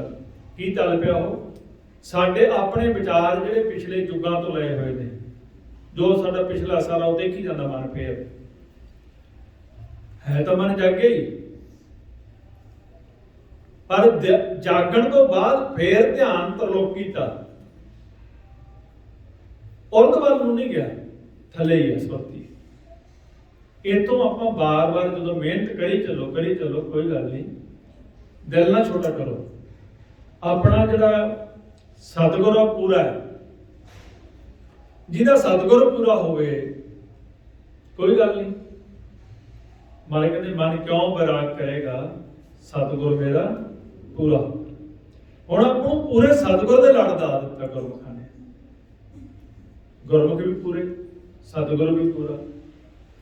ਇਸ ਕਰਕੇ ਜਿਹੜਾ ਸਤਿਗੁਰ ਦੀ ਸ਼ਰਨ 'ਚ ਆ ਜਾਂਦਾ ਹੈ, ਗੁਰਬਾਣੀ ਦੀ ਸ਼ਰਨ 'ਚ ਆ ਜਾਂਦਾ ਹੈ, ਉਹਨੂੰ ਇਹ ਗਿਆਨ ਹੋ ਜਾਂਦਾ ਹੈ ਵੀ ਮੇਰਾ ਕੰਮ ਕੀ ਹੈ। ਇਹ ਕੰਮ ਤੇ ਆਪਾਂ ਲੱਗ ਜਾਂਦੇ ਹਾਂ, ਫਿਰ ਆਪਣਾ ਕੰਮ ਕਰਨ ਲੱਗ ਜਾਂਦੇ ਹਾਂ। ਪਹਿਲਾਂ ਤਾਂ ਆਪਾਂ ਆਪਣਾ ਕੰਮ ਹੀ ਨਹੀਂ ਕਰਦੇ ਸੀ, ਹੁਣ ਪਤਾ ਲੱਗਿਆ ਆਪਾਂ ਆਪਣਾ ਵੀ ਕੰਮ ਨਾਲ ਸ਼ੁਰੂ ਕਰਤਾ। ਇਸ ਤਰ੍ਹਾਂ ਜਦੋਂ ਆਪਾਂ ਇਕੱਠੇ ਹੋ ਕੇ ਉਸਤਤ ਕਰਦੇ ਹਾਂ, ਫਿਰ ਸਾਡੇ ਸਵਾਸ ਜਮਾ ਹੁੰਦੇ ਨੇ। ਹੁਣ ਸਾਡੇ ਤੇ ਕਈ ਯੁੱਗ ਹੋ ਗਏ, ਉੱਪਰ ਪਰਮਾਤਮਾ ਤਰਸ ਕਰਕੇ ਫੇਰ ਦੇ ਦਿੰਦਾ ਧੰਨ, ਫੇਰ ਅਸੀਂ ਆ ਜਾਂਦੇ ਹਾਂ। ਇਸ ਤਰ੍ਹਾਂ ਕਰਦੇ ਗੁਰਬਾਣੀ ਸੱਚੇ ਪਾਤਸ਼ਾਹ ਸਮਝਾ ਰਹੇ ਨੇ ਕਿ ਤੁਸੀਂ ਇੰਨਾ ਧਨ ਉਹਦੇ ਤੋਂ ਲੈ ਲਿਆ, ਵਾਪਸ ਕੀਤਾ ਨਹੀਂ ਅਜੇ ਤੱਕ, ਵਿਆਜ ਵੀ ਵੱਧਦਾ ਜਾ ਰਿਹਾ। ਜਿਹਨੂੰ ਮਾਰੇ ਸੱਚੇ ਪਾਤਸ਼ਾਹ ਸਮਝਾ ਰਹੇ ਨੇ, ਕਹਿੰਦੇ ਆਲੇ ਟੋਲੇ ਦਿਨ ਗਿਆ ਵਿਆਜ ਵਧੰਤ ਹੋ ਜਾਏ। ਜਿਵੇਂ ਆਪਾਂ ਕਰਜ਼ਾ ਲੈ ਲੈਂਦੇ ਹਾਂ ਨਾ, ਕਰਜ਼ੇ ਦੀ ਕਿਸ਼ਤ ਨਾ ਮੋੜੀਏ, ਉਹ ਤੇ ਵਿਆਜ ਪੈ ਜਾਂਦਾ। ਕਈ ਵਾਰ ਮੂਲ ਨਾਲੋਂ ਵਿਆਜ ਵੱਧ ਜਾਂਦਾ। ਇਸੇ ਤਰ੍ਹਾਂ ਹੀ ਸਾਡੇ ਪਿਤਾ ਨੇ ਸਾਨੂੰ ਧਨ ਦਿੱਤਾ ਹੈ, ਸ਼ਰਤ ਰੱਖ ਦਿੱਤੀ ਵੀ ਜੇ ਤੂੰ ਕਿਸ਼ਤ ਮੋੜੇਗਾ ਤੈਨੂੰ ਮੈਂ ਫੇਰ ਇਹ ਧਨ ਦਿੰਦਾ। ਉਹਨੇ ਆਪਾਂ ਨੂੰ ਧਨ ਦੇ ਤਾਂ ਆਪਾਂ ਨੂੰ ਮਨੁੱਖਾ ਜਨਮ ਫੇਰ ਦੇਤਾ ਵੀ ਐਰਕੀ ਜ਼ਰੂਰ ਮੇਰੀ ਗੱਲ ਨੂੰ ਮੰਨਣਗੇ। ਹੁਣ ਆਪਾਂ ਜਿਹੜਾ ਇਹ ਧਨ ਦਿੱਤਾ ਹੈ, ਇਹਦੇ ਵਿੱਚੋਂ ਕਿਸ਼ਤ ਮੋੜਨੀ ਸ਼ੁਰੂ ਕਰੋ। ਕਈ ਵਾਰ ਆਪਾਂ ਦੇਖਦੇ ਹਾਂ ਸੰਸਾਰੀ ਤੌਰ ਤੇ ਐਸੀ ਹਾਲਤ ਹੋ ਜਾਂਦੀ ਆ ਕਿ ਕਰਜ਼ਾ ਲਿਆ ਹੁੰਦਾ, ਆਪਾਂ ਬੈਂਕ ਵਾਲੇ ਕਹਿੰਦੇ ਚੱਲ ਵੀ ਤੂੰ ਵਿਆਜ ਤੈਨੂੰ ਮਾਫ ਕਰ ਦਾਂਗੇ, ਵੀ ਅਗਲਾ ਕਹਿੰਦਾ ਵੀ ਡੁੱਬ ਦੇ ਨਾਲੋਂ ਮੂਲ ਹੀ ਆ ਜਾਵੇ, ਵੀ ਤੂੰ ਕੋਈ ਕਿਸ਼ਤ ਤਾਂ ਮੋੜ, ਕੋਈ ਨਹੀਂ ਤੈਨੂੰ ਅਸੀਂ ਕੁਛ ਮਾਫ ਵੀ ਕਰ ਦਾਂਗੇ। ਐਵੇਂ ਹੀ ਸਾਡਾ ਪਿਤਾ ਕਿਰਪਾਲੂ ਆ, ਦਿਆਲੂ ਆ, ਉਹ ਕਹਿੰਦਾ ਕਿ ਤੁਸੀਂ ਕੁਛ ਨਾ ਕੁਛ ਤਾਂ ਧਨ ਵਾਪਸ ਕਰੋ, ਸਾਰੇ ਖਰਚ ਕੇ ਆ ਜਾਂਦੇ ਆ। ਹੁਣ ਆਪਾਂ ਨੂੰ ਗਿਆਨ ਹੋਇਆ, ਆਪਾਂ ਰੋਜ਼ ਇੱਕ ਕਿਸ਼ਤ ਦੇ ਰੂਪ 'ਚ ਮੋੜਨੇ। ਜਿਹਨੂੰ ਮਾਰੇ ਸਮਝਾ ਰਹੇ ਨੇ ਕਿਵੇਂ ਮੋੜਿਆ ਜਾ ਸਕਦਾ। ਇੱਕ ਤਾਂ ਤਰੀਕਾ ਹੈ, ਜਦੋਂ ਇਕੱਲੇ ਬੈਠੇ ਹਾਂ, ਵਾਹਿਗੁਰੂ ਵਾਹਿਗੁਰੂ, ਇਹ ਜਮਾ ਹੋ ਗਿਆ, ਵਾਪਸ ਮੋੜੇ। ਆਸਵਾਸਨ ਧਨ ਦਿੱਤਾ, ਅਸੀਂ ਖਰਚ ਨਹੀਂ ਕਰਨਾ, ਬਸ ਜੇ ਲੋੜ ਹੈ ਖਰਚ ਕਰਨਾ ਹੈ, ਨਹੀਂ ਲੋੜ ਜਮਾ ਕਰਾ ਦੇਣਾ। ਜਦੋਂ ਅਸੀਂ ਜਮਾ ਕਰਾਵਾਂਗੇ ਸਾਡਾ ਮੋੜਨ ਲੱਗ ਗਿਆ। ਜਦੋਂ ਧਨ ਕੁਛ ਮੋੜਿਆ, ਮਾਲਕ ਖੁਸ਼ ਹੋਇਆ, ਫਿਰ ਆ ਸੰਗਤ ਚ ਆ ਜਾਣਾ ਆਪਾਂ। ਸੰਗਤ ਦੇ ਵਿੱਚ ਬੈਠ ਕੇ ਇਕੱਠੇ ਰੂਪ ਚ ਮੋੜਾਂਗੇ। ਜਿਹਨੂੰ ਮਾਰੇ ਕਹਿੰਦੇ ਵੱਖਰ ਨਾਮ ਲਦ ਖੇਪ ਚਲਾਵੋ, ਲੈ ਲਾਹਾ ਗੁਰਮੁਖ ਰਾਹੋ, ਸਤਿਗੁਰ ਸ਼ਾਹ ਸਿੱਖ ਬਣਜਾਰਾ, ਪੂੰਜੀ ਨਾ ਲੇਖਾ ਨਾਮ ਸਚ ਸਮਾਹਾ ਹੈ। ਕਹਿੰਦੇ ਇਸ ਤਰ੍ਹਾਂ ਜੇ ਤੁਸੀਂ ਪੂੰਜੀ ਥੋੜੀ ਥੋੜੀ ਜਮ੍ਹਾਂ ਕਰੋਗੇ, ਇਕੱਠੇ ਹੋ ਕੇ ਮੋੜੋਗੇ, ਖੇਪ ਦੇ ਰੂਪ ਦੇ ਵਿੱਚ ਵੱਧ ਧਨ ਮੁੜ ਜੂਗਾ। ਇਸ ਤਰ੍ਹਾਂ ਤੁਹਾਡਾ ਕਰਜ਼ਾ ਉਤਰ ਜੂਗਾ ਇੱਕਦਮ। ਮਾਰੇ ਕਹਿੰਦੇ ਉਤਰਦਾ ਕਿਵੇਂ ਆ? ਸ਼ਬਦ ਦੀ ਵਿਚਾਰ ਕਰੋ, ਬਾਣੀ ਨੂੰ ਪੜੋ, ਵਿਚਾਰੋ, ਧਿਆਨ ਨਾ ਪਾਸੇ ਜਾਵੇ, ਉਹਨੂੰ ਵਿਚਾਰਨਾ ਹੈ ਤੇ ਜਾਂ ਸਿਮਰਨ ਕਰਨਾ ਹੈ ਜਾਂ ਕੀਰਤਨ ਸੁਣਨਾ ਹੈ। ਜਦੋਂ ਤੁਸੀਂ ਇਸ ਤਰ੍ਹਾਂ ਧਿਆਨ ਇਕਾਗਰ ਕਰੋਗੇ, ਤੁਹਾਡੇ ਸਾਰੇ ਸਵਾਸ ਜਮ੍ਹਾਂ ਹੋਣਗੇ, ਕਿਸ਼ਤ ਮੁੜਨੀ ਸ਼ੁਰੂ ਹੋਗੀ। ਉਹ ਗੁਰਬਾਣੀ ਸਮਝਾ ਰਹੇ ਨੇ, ਕਹਿੰਦੇ ਮਨਮੁਖ ਕਰਜ ਚੜਿਆ ਵਿਕ ਭਾਰੀ, ਉਤਰੇ ਸ਼ਬਦ ਵਿਚਾਰੀ ਜੀ। ਜਦੋਂ ਆਪਾਂ ਸ਼ਬਦ ਦੀ ਵਿਚਾਰ ਦੇ ਨਾਲ ਜੁੜ ਜਾਂਦੇ ਹਾਂ, ਉਦੋਂ ਸਾਡੀ ਇਹ ਕਿਸ਼ਤ ਜਮ੍ਹਾਂ ਹੋਣ ਲੱਗ ਜਾਂਦੀ ਹੈ। ਉਹ ਫਿਰ ਮਾਲਕ ਦੇਖਦਾ ਹੈ,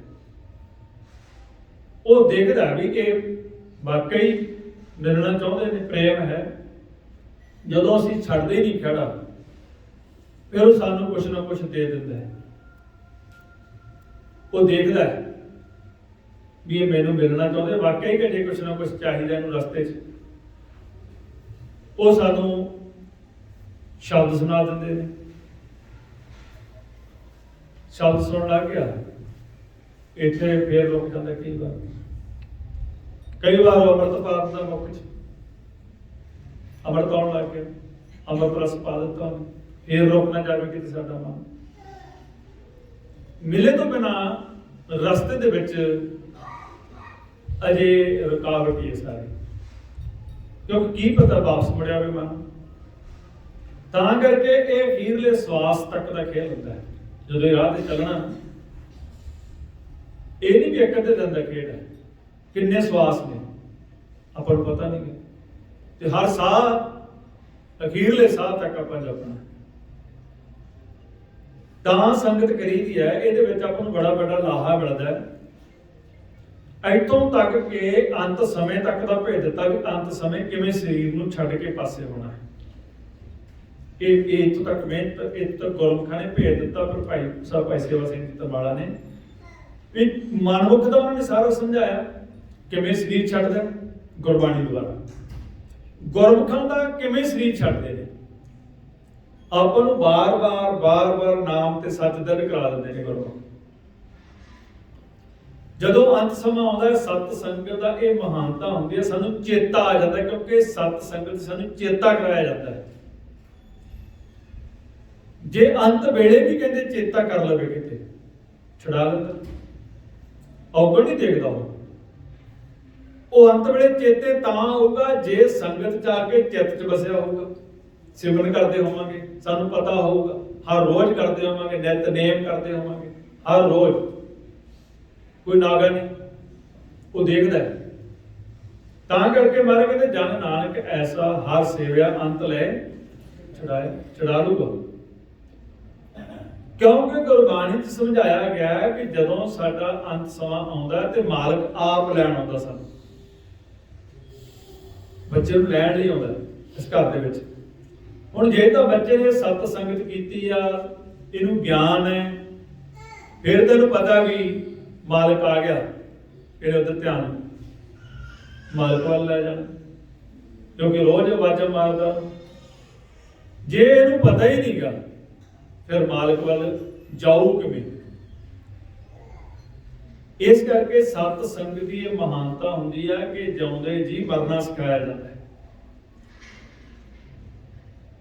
ਇਹਦੇ ਲਈ ਆਪਾਂ ਸਾਰਾ ਕੁਝ ਕਰ ਰਹੇ ਹਾਂ। ਸਤ ਸੰਗਤ ਦਾ ਕੰਮ ਕੀ ਹੈ? ਵੀ ਇਹ ਜੀਵਨ ਸਫਲ ਹੋ ਜਾਏ, ਜੀਵਨ ਅਖੀਰਲੇ ਸਵਾਸ ਤੇ ਖੜਾ ਜਾ ਕੇ।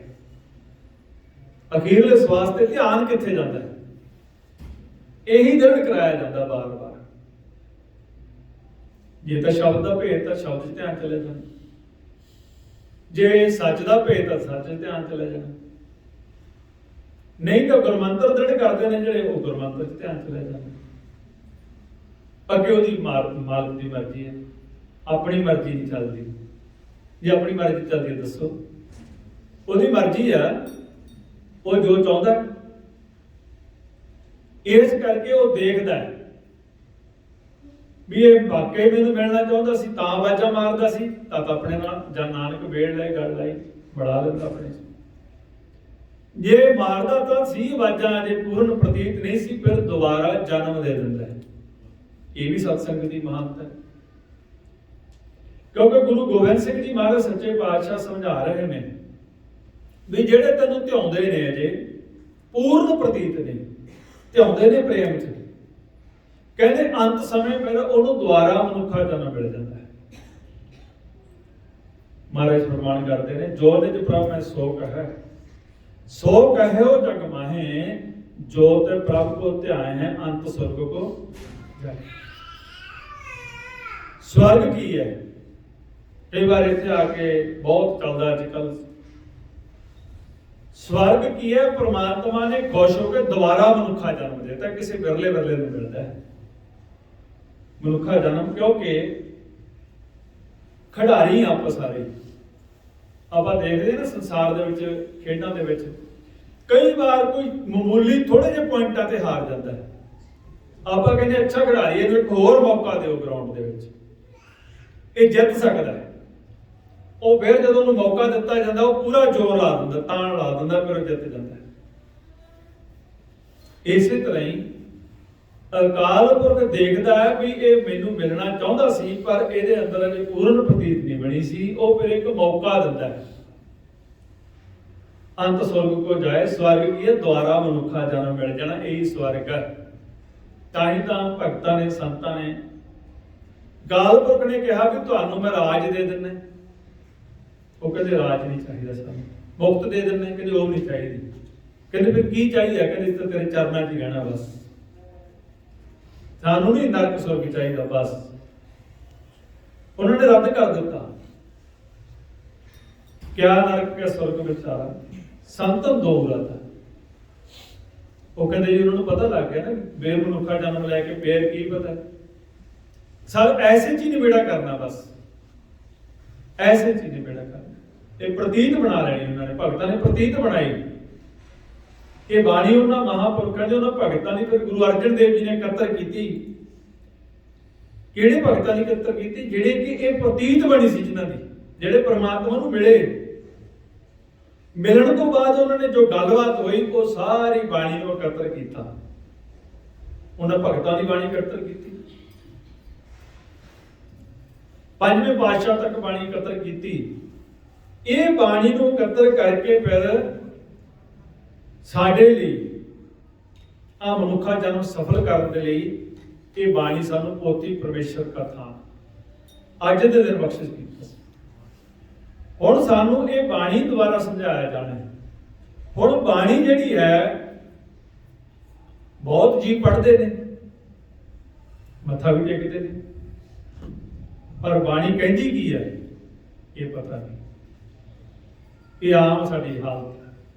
ਦਿਨ ਮਨਾਉਂਦੇ ਆ, ਸਭ ਕੁਝ ਕਰਦੇ ਆ, ਬਾਣੀ ਕਹਿ ਕੀ ਰਹੀ ਆ, ਭੇਤ ਕੀ ਦੇ ਰਹੀ ਹੈ, ਗੁਰਬਾਣੀ ਚ ਕੀ ਭੇਤ ਆ, ਉਹ ਨਹੀਂ ਪਤਾ।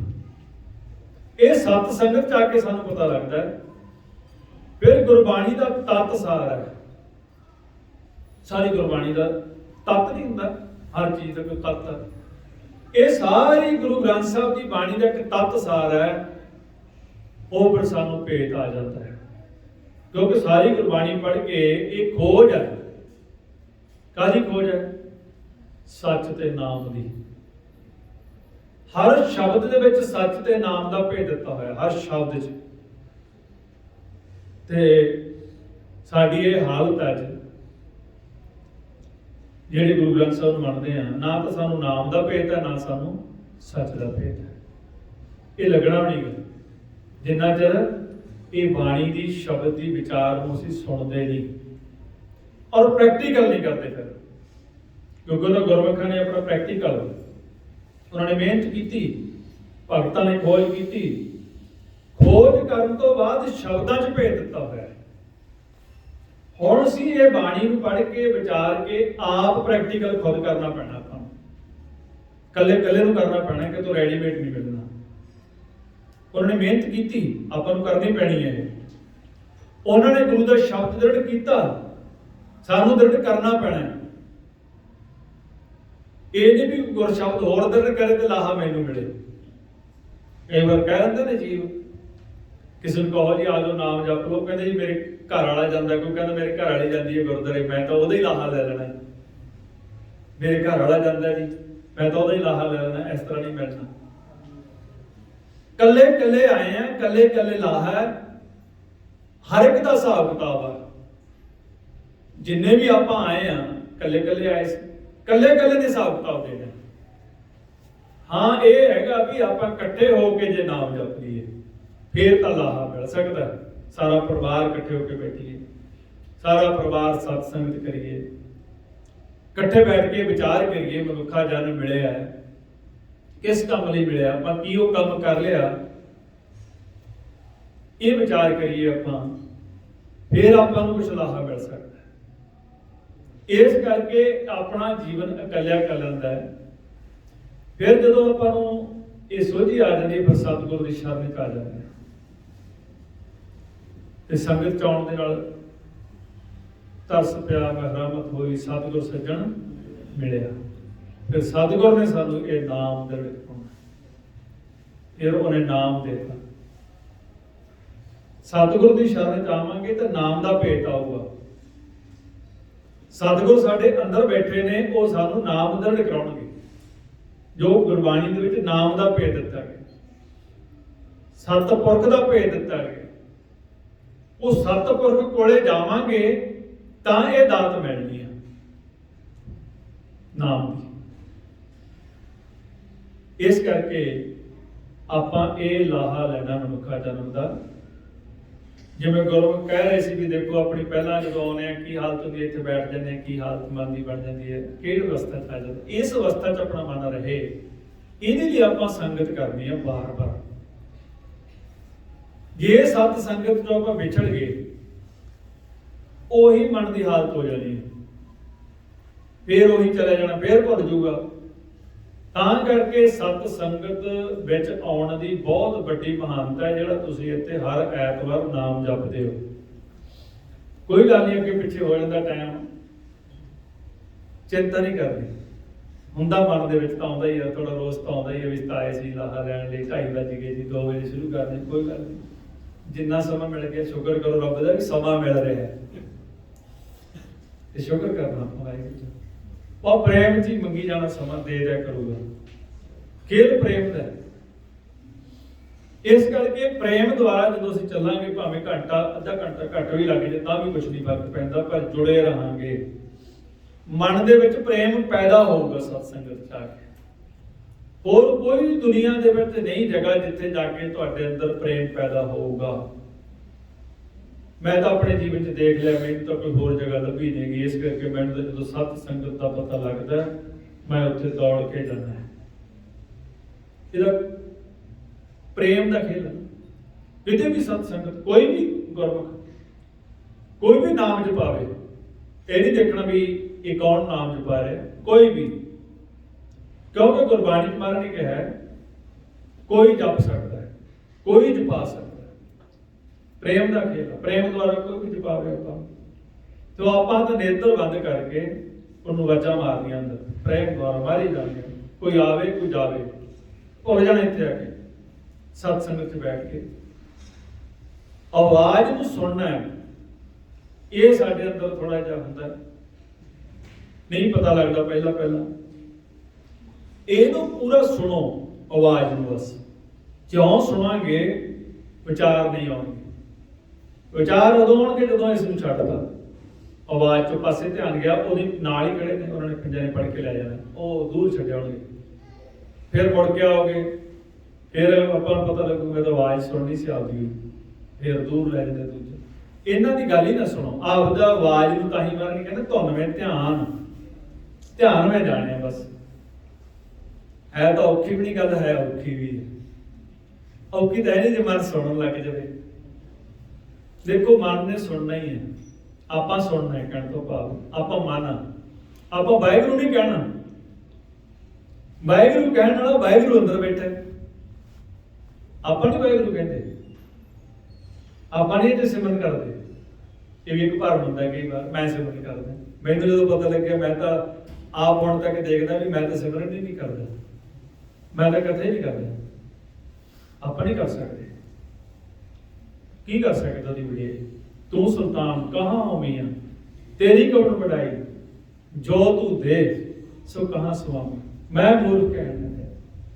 ਇਸ ਕਰਕੇ ਜੋ ਆਪਾਂ ਨੂੰ ਦਿੰਦਾ ਹੈ, ਉਹ ਕਹਿੰਦਾ ਮੈਂ ਬੋਲੂੰਗਾ, ਤੁਸੀਂ ਮੇਰੇ ਬੱਚੇ ਸੁਣੋ। ਇਹ ਵਾਹਿਗੁਰੂ ਸ਼ਬਦ ਉਹ ਬੋਲਦਾ ਸਾਡੇ ਅੰਦਰ, ਨਿਸ਼ਾਨੀ ਹੈ। ਜਿਸ ਤੇ ਅਕਾਲ ਪੁਰਖ ਵਾਹਿਗੁਰੂ ਪਰਮੇਸ਼ਰ ਖੁਸ਼ ਹੁੰਦਾ, ਉਹਦੀ ਰਸਨਾ ਤੇ ਵਾਹਿਗੁਰੂ ਸ਼ਬਦ ਬੋਲਿਆ ਜਾਂਦਾ ਹੈ। ਦੂਜੇ ਨੂੰ ਬੁਲਾ ਕੇ ਦਿਖਾ ਦਿਓ ਮੈਨੂੰ। ਇਸ ਤਰ੍ਹਾਂ ਹੀ ਤੁਹਾਨੂੰ ਦੱਸਣਾ, ਛੋਟੀ ਜੀ ਗੱਲ ਹੈ।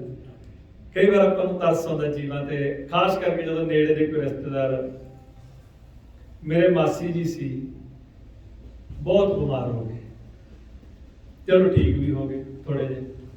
ਮੈਂ ਉਹਨਾਂ ਦਾ ਪਤਾ ਲੈਣ ਚੱਲ ਗਿਆ। ਹੁਣ ਆਪਣੇ ਕੋਲ ਤਾਂ ਦੂਜੀ ਗੱਲ ਨਹੀਂ ਹੁੰਦੀ, ਪਤਾ ਕੀ ਲੈਣਾ ਹੁੰਦਾ, ਠੀਕ ਆ ਸਰੀਰ ਦੇ ਰੋਗ ਆ। ਮੈਂ ਉਹਨਾਂ ਨੂੰ ਬੇਨਤੀ ਕੀਤੀ, ਮੈਂ ਕਿਹਾ ਜੀ ਦੇਖੋ ਤੁਸੀਂ ਕਿੰਨੇ ਬਿਮਾਰ ਹੋ ਗਏ ਸੀ, ਹੁਣ ਤੁਸੀਂ ਕੰਮ ਵੀ ਕੋਈ ਤੁਹਾਨੂੰ ਹੈ ਨਹੀਂਗਾ, ਬੱਚੇ ਤੁਹਾਡੇ ਆਪਣੇ, ਤੁਸੀਂ ਸਿਰਫ ਰੋਟੀ ਖਾਣੀ ਹੈ, ਉਹ ਤੁਹਾਨੂੰ ਟਾਈਮ ਨਾਲ ਮਿਲ ਜਾਂਦੀ ਹੈ, ਬੱਚੇ ਆਗਿਆ ਕਰੀਏ ਤੁਹਾਡੇ, ਕਹਿੰਦੇ ਹਾਂਜੀ। ਮੈਂ ਕਿਹਾ ਤੁਸੀਂ ਫਿਰ ਐ ਕਰਿਆ ਕਰੋ, ਮੁਖ ਚੋਂ ਵਾਹਿਗੁਰੂ ਵਾਹਿਗੁਰੂ ਇਹ ਕਹੀ ਚੱਲਿਆ ਕਰੋ। ਉਹ ਕਹਿੰਦੀ ਇਹ ਨਹੀਂ ਮੇਰੇ ਮੁਖ ਚੋਂ ਨਿਕਲਦਾ। ਆਪਾਂ ਉੱਥੇ ਕੀ ਕਰ ਸਕਦੇ? ਸਰੀਰ ਛੱਡ ਕੇ ਦੇਖੋ। ਜੇ ਬਾਅਦ ਚ ਅਰਦਾਸਾਂ ਕਰੀ ਜਾਈਏ, ਮੈਂ ਕਹੀ ਜਾਵਾਂ ਮੇਰੇ ਮਾਸੀ ਜੀ ਸੀ ਉੱਥੇ ਕਥਾ ਕਰੀ ਜਾਵਾਂ ਜੀ, ਉਹ ਤਾਂ ਜੀ ਸਿੱਧੇ ਹੀ ਗਏ ਜੀ, ਇਹ ਤਾਂ ਇਹ ਨਹੀਂ ਗੱਲ ਬਣਨੀ। ਇਹ ਸਭ ਝੂਠ ਆ, ਗੁਰੂ ਦੀ ਹਜ਼ੂਰੀ ਝੂਠ ਬੋਲਦੇ ਆ ਅਸੀਂ। ਉਹਨਾਂ ਦੇ ਮੁਖ ਚੋਂ ਵਾਹਿਗੁਰੂ ਨਹੀਂ ਨਿਕਲਿਆ। ਆਪਾਂ ਤਾਂ ਕੋਸ਼ਿਸ਼ ਕੀਤੀ ਨਾ, ਅੰਦਰ ਬੈਠਾ ਹੈ ਉਹ ਪਰਮਾਤਮਾ, ਸਾਰਿਆਂ 'ਚ ਬੈਠਾ ਹੈ, ਜਿਹਦੇ ਤੇ ਖੁਸ਼ ਹੁੰਦਾ ਉਹਦੀ ਰਸਨਾ ਤੇ ਵਾਹਿਗੁਰੂ ਸ਼ਬਦ ਨਿਕਲਦਾ ਹੈ, ਦੂਜੇ ਦੇ ਨਹੀਂ ਨਿਕਲੂਗਾ। ਇਹ ਨਿਸ਼ਾਨੀ ਆ ਆਪਣੇ ਤੇ ਖੁਸ਼ ਹੋਣ ਦੀ, ਵਾਹਿਗੁਰੂ ਦੀ। ਆਪਾਂ ਕਹਿੰਦੇ ਕਿਰਪਾ, ਕਿਰਪਾ ਰਸਨਾ ਤੋਂ ਵਾਹਿਗੁਰੂ ਸ਼ਬਦ ਚੱਲ ਰਿਹਾ, ਇਹ ਵਾਹਿਗੁਰੂ ਆਪ ਬੋਲ ਰਿਹਾ। ਇਹਦੀ ਕਿਰਪਾ ਦੀ ਨਿਸ਼ਾਨੀ ਹੈ, ਸਭ ਤੋਂ ਵੱਡੀ ਕਿਰਪਾ ਹੈ। ਮਾਰੇ ਕਹਿੰਦੇ ਸਭ ਘੱਟ ਮੇਰੇ, ਉਹ ਸਭ ਨਾਲ ਅੰਦਰ, ਸਾਰਿਆਂ 'ਚ ਪਰਮਾਤਮਾ ਬੈਠਾ ਹੈ। ਜਿਸੇ ਖੁਆਈ ਤਿਸ ਕੌਣ ਹੈ, ਜਿਸੇ ਦਿਖਾਲਾ ਵਾਟੜੀ ਤਿਸੇ ਭੁਲਾਵੈ ਕੌਣ, ਜਿਸੇ ਭਲਾਈ ਪੰਧ ਸਿਰ ਤਿਸੇ ਦਿਖਾਲਾ ਕੌਣ।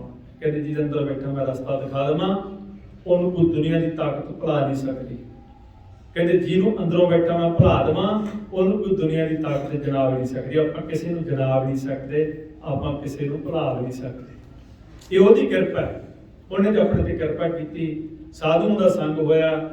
ਅੱਜ ਸਤਿਗੁਰੂ ਸ੍ਰੀ ਗੁਰੂ ਗ੍ਰੰਥ ਸਾਹਿਬ ਦੇ ਆਪਾਂ ਲੜ ਲੱਗੇ ਹੋਏ ਆ, ਗੁਰਬਾਣੀ ਆਪਾਂ ਨੂੰ ਸਮਝ ਆ ਰਹੀ ਆ। ਇਹ ਤੋਂ ਵੱਡੀ ਕਿਰਪਾ ਹੋਰ ਕੀ ਹੋਣੀ ਚਾਹੀਦੀ ਹੈ? ਇਸ ਕਰਕੇ ਆਪਣੇ ਤੇ ਬੜੀ ਵੱਡੀ ਕਿਰਪਾ ਹੈ ਕਿ ਆਪਣੀ ਰਸਨਾ ਤੇ ਵਾਹਿਗੁਰੂ ਬੋਲਦਾ, ਪਰਮਾਤਮਾ ਆਪ ਬੋਲਦਾ। ਹੁਣ ਆਪਾਂ ਬਸ ਉਹ ਬੋਲਦਾ, ਆਪਾਂ ਸੁਣਨਾ ਹੀ ਆ। ਇਹਨੂੰ ਕਹਿੰਦੇ ਸੁਣਨਾ। ਧੁਨ ਵਿੱਚ ਧਿਆਨ ਉਹ ਬੋਲੂਗਾ, ਆਪਾਂ ਸੁਣੀ ਜਾਣਾ ਹੈ। ਇਹ ਇਸ ਤਰ੍ਹਾਂ ਪ੍ਰੇਮ ਬਣਦਾ ਹੈ। ਤਾਂ ਸਿਮਰਨ ਕਰਨ ਵੇਲੇ ਪ੍ਰੇਮ ਪੈਣਾ ਵੀ ਇਹ ਵਾਹਿਗੁਰੂ ਬੋਲ ਰਿਹਾ, ਮੈਂ ਤਾਂ ਸੁਣਨਾ ਹੀ ਹੈ, ਬਸ ਸੁਣਨਾ ਹੀ ਹੈ। ਧੁਨ ਵਿੱਚ ਧਿਆਨ, ਇਹੀ ਗੁਰਮੁਖਾਂ ਨੇ ਆਪਾਂ ਨੂੰ ਦੱਸਿਆ। ਫਿਰ ਵਿਧੀ ਆ ਅੱਗੇ ਜਾ ਕੇ ਫਿਰ ਹੋਰ ਕਿਰਪਾ ਹੁੰਦੀ ਜਾਂਦੀ ਹੈ, ਫਿਰ ਉਹ ਬੋਲੀ ਜਾਂਦਾ, ਆਪਾਂ ਸੁਣੀ ਜਾਂਦੇ ਹਾਂ। ਪਹਿਲਾਂ ਆਪਾਂ ਬੋਲਦੇ ਹਾਂ, ਉਹਨੂੰ ਸੁਣਨ ਲੱਗ ਜਾਂਦੇ ਹਾਂ, ਫਿਰ ਆਪਣੇ ਅੰਦਰ ਬੋਲਣ ਲੱਗ ਜਾਂਦਾ, ਫਿਰ ਆਪਾਂ ਸੁਣੀ ਜਾਂਦੇ ਹਾਂ। ਇਹ ਸਰੀਰ ਨੂੰ ਵਰਤਦਾ ਫਿਰ ਉੱਥੇ ਲੈ ਜਾਂਦਾ ਜਿੱਥੋਂ ਆਵਾਜ਼ ਆ ਰਹੀ ਹੈ, ਉਹਦੇ ਵਿੱਚੋਂ ਆਵਾਜ਼ ਪ੍ਰਗਟ ਹੋ ਰਹੀ ਹੈ, ਉੱਥੇ ਚਲੇ ਜਾਵਾਂਗੇ। ਸੋ ਮਹਾਰਾਜ ਕਿਰਪਾ ਕਰਨਗੇ। ਆਪਾਂ ਮਿਹਨਤ ਕਰਨੀ ਹੈ, ਆਪਾਂ ਆਵਾਜ਼ ਨੂੰ ਸੁਣਨਾ ਹੈ। ਹੁਣ ਸਾਰੇ ਜਣੇ ਆਪਣੀ ਆਵਾਜ਼ ਨੂੰ ਸੁਣੋ, ਥੋੜਾ ਸਿਮਰਨ ਕਰੀਏ, ਫਿਰ ਆਪਾਂ ਸਮਾਪਤੀ ਕਰਾਂਗੇ। ਕਿਵੇਂ ਬੋਲਣਾ? ਜੇ ਕੋਈ ਗੁਰਮੁਖ ਨਵੇਂ ਆਏ ਆ, ਸੁਣ ਲਓ। ਵਾਹਿਗੁਰੂ। ਇਹ ਤੇ ਠਹਿਰਾਓ ਦੇਣਾ ਦਾ ਥੋੜਾ ਜਿਹਾ। ਵਾਹਿ ਕਹਿਣਾ ਹੈ। ਗੁਰਮੁਖ ਇਸ ਢੰਗ ਨਾਲ ਕਰਾਉਂਦੇ ਸਿਮਰਨ ਕਿਤੇ ਭਾਈ ਸਾਹਿਬ ਭਾਈ ਸੇਵਾ ਸਿੰਘ ਜੀ ਤਰਮਾਲਾ ਜਿਹੜੇ ਸ਼ੁਰੂਆਤ ਕਰਾਇਆ ਉਹਨੇ ਸਿਮਰਨ ਸੁਣੋ ਕਿਤੇ ਬੜੇ ਧਿਆਨ ਨਾਲ। ਥੋੜੀ ਜਿਹੀ ਨਾਭੀ ਤੇ ਚੋਟ ਪੈ ਜੇ। ਵਾਹਿਗੁਰੂ ਵਾਹਿਗੁਰੂ ਵਾਹਿਗੁਰੂ। ਨੇਤਰ ਬੰਦ ਕਰਕੇ ਇਹ ਪੂਰਾ ਕਰੋ। ਵਾਹਿਗੁਰੂ ਵਾਹਿਗੁਰੂ ਵਾਹਿਗੁਰੂ ਵਾਹਿਗੁਰੂ ਵਾਹਿਗੁਰੂ ਵਾਹਿਗੁਰੂ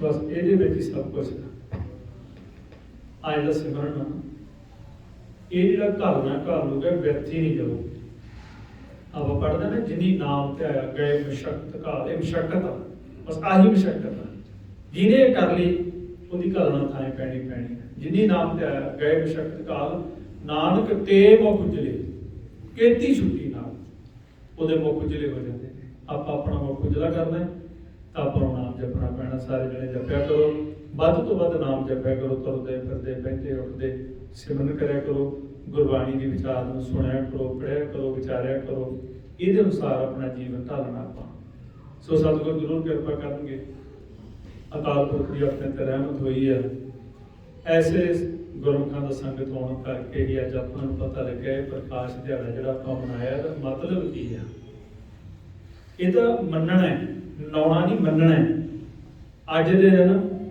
ਅਸੀਂ ਮੰਨਣਾ ਸੀ 416 ਸਾਲ ਹੋ ਗਏ ਅਸੀਂ ਕਿੰਨਾ ਕੁ ਮੰਨਿਆ ਹੈ ਕਿੰਨਾ ਕੁ ਦੁਨੀਆ ਨੂੰ ਅਸੀਂ ਦੱਸਿਆ ਕਿ ਆਪਾਂ ਅੰਦਰ ਝਾਤੀ ਮਾਰਨੀ ਆਪਾਂ ਇਹ ਜਿਹੜੀ ਆਪਾਂ ਨੂੰ ਗਿਆਨ ਹੁੰਦਾ ਅੱਗੇ ਵੰਡਣਾ ਹੈ ਸਤਿਗੁਰੂ ਕਿਰਪਾ ਕਰਨਗੇ ਇਹ ਸਾਰਾ ਜੋ ਆਪਾਂ ਪ੍ਰਚਾਰ ਕਰ ਰਹੇ ਹਾਂ ਗੁਰਦੁਆਰਾ ਬ੍ਰਾਹਮਣ ਲਿਖਾ ਚਾਓ ਰੌਲੀ ਰੋਡ ਮੋਗਾ ਜਿੱਥੋਂ ਗੁਰਮੁਖ ਕੱਲ ਭਾਈ ਸਾਹਿਬ ਭਾਈ ਦਲਵੀਰ ਸਿੰਘ ਜੀ ਧਰਮਾਲਾ ਜਿਨ੍ਹਾਂ ਦੀ ਡਿਊਟੀ ਲੱਗੀ ਹੈ ਗੁਰਮੁਖਾਂ ਵੱਲੋਂ ਭਾਈ ਸਾਹਿਬ ਭਾਈ ਸੇਵਾ ਸਿੰਘ ਜੀ ਵੱਲੋਂ ਉਹ ਗੁਰਮੁਖ ਇਹ ਸਾਰਾ ਪ੍ਰਚਾਰ ਕਰਾ ਰਹੇ ਨੇ ਆਪਾਂ ਸਾਰਿਆਂ ਨਾਲ ਮਿਲ ਕੇ ਸਤ ਸੰਗਤ ਕਰਨੀ ਹੈ ਗੁਰਬਾਣੀ ਗਾਲ ਉਹਦਾ ਪੈਸਾ ਸ਼ਬਦ ਬੋਲਿਆ ਗਿਆ